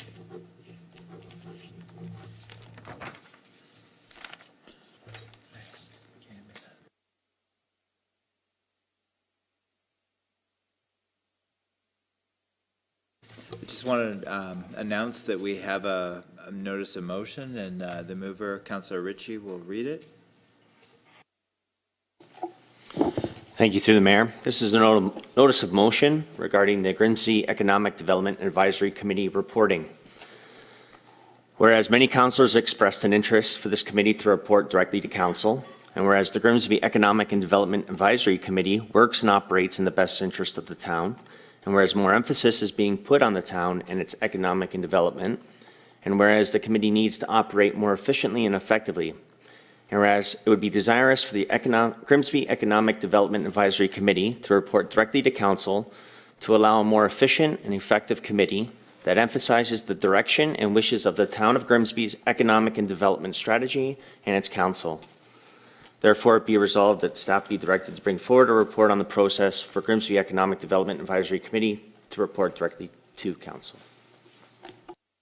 Thank you, Councillor Ritchie. I'm acknowledging that the notice of motion given now will be given for consideration at the next council meeting. Thank you.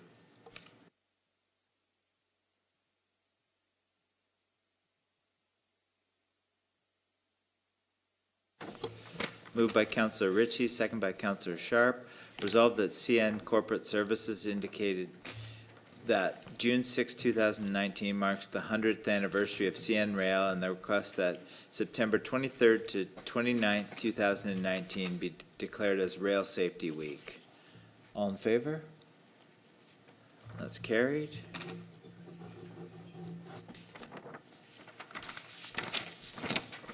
Moved by Councillor Ritchie, second by Councillor Bothwell. Resolved that the correspondence from the City of St. Catharines with reference to vacant home tax be received. Any discussion? Seeing none, all in favor? That's carried.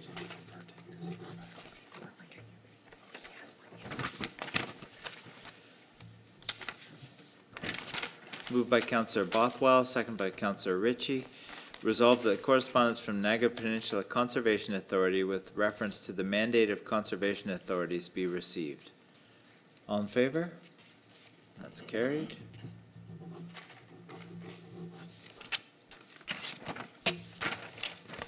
Moved by Councillor Ritchie, second by Councillor Bothwell. Resolved that leave be given to introduce bylaws number 19-81 to 19-88 inclusive, and that be read the first time.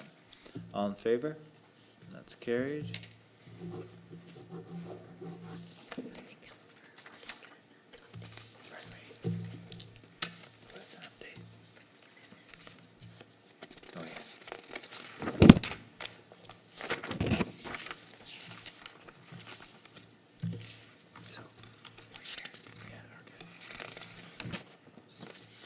And before we move into closed,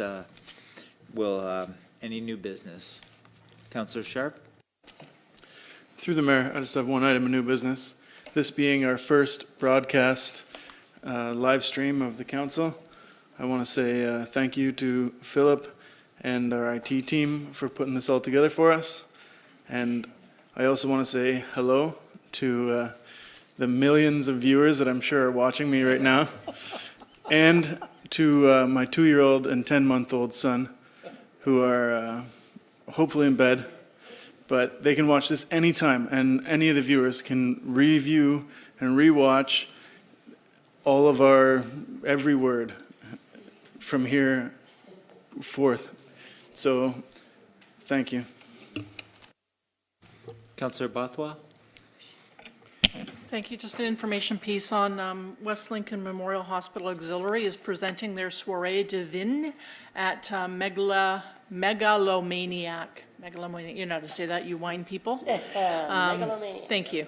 It's 3930 Cherry Avenue in Vineland. It's on Friday, October the 4th from 7 to 9 p.m. There's wine and delicious hors d'oeuvres, that's what I say. Featuring live auction for a catered dinner and wine pairing. So please make your reservations before September 20th, this coming Friday, through the auxiliary office at the hospital.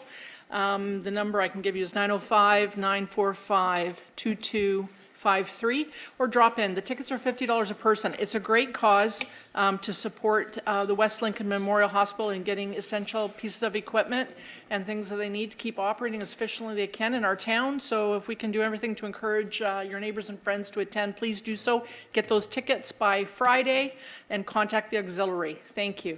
One other quick promo on my library.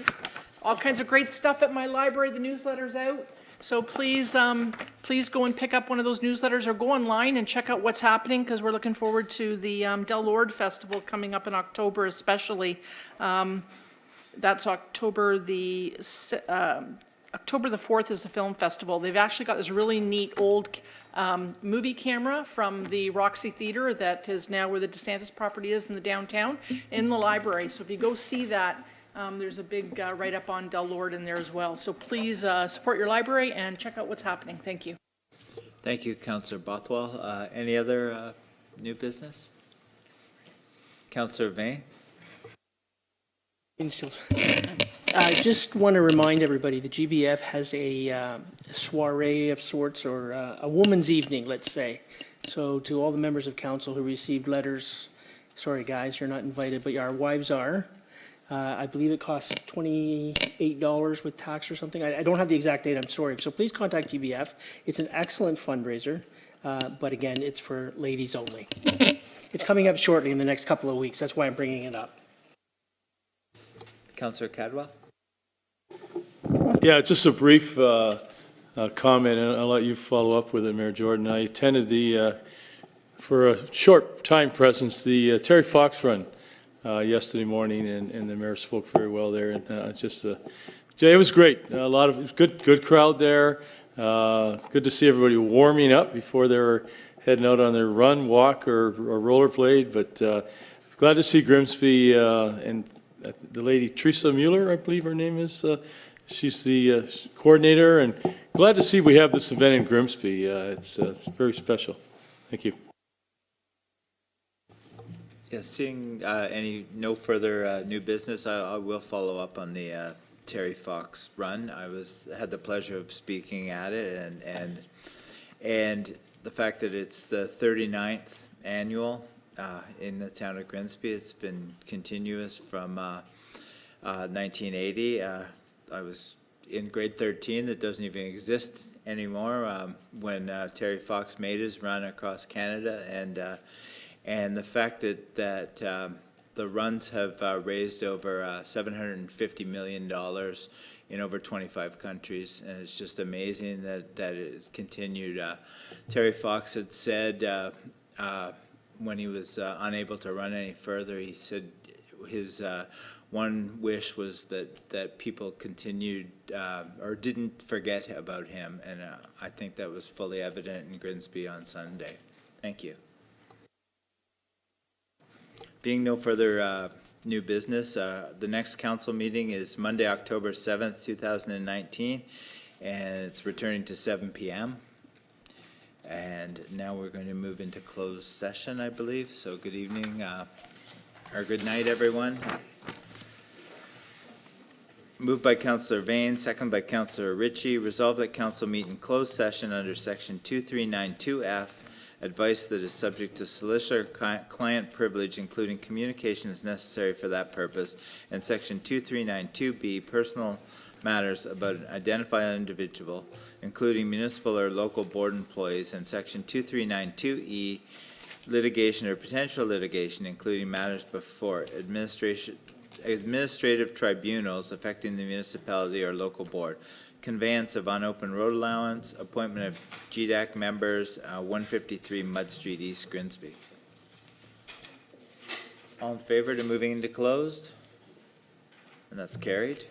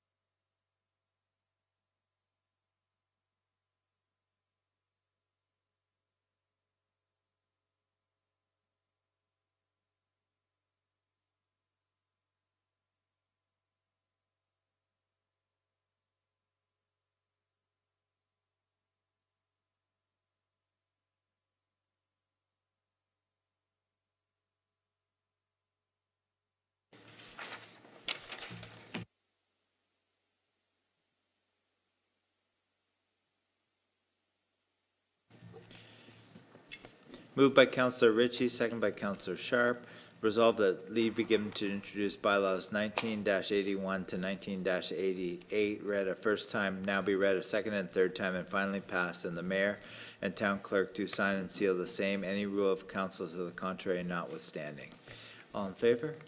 That's carried. Meeting is adjourned.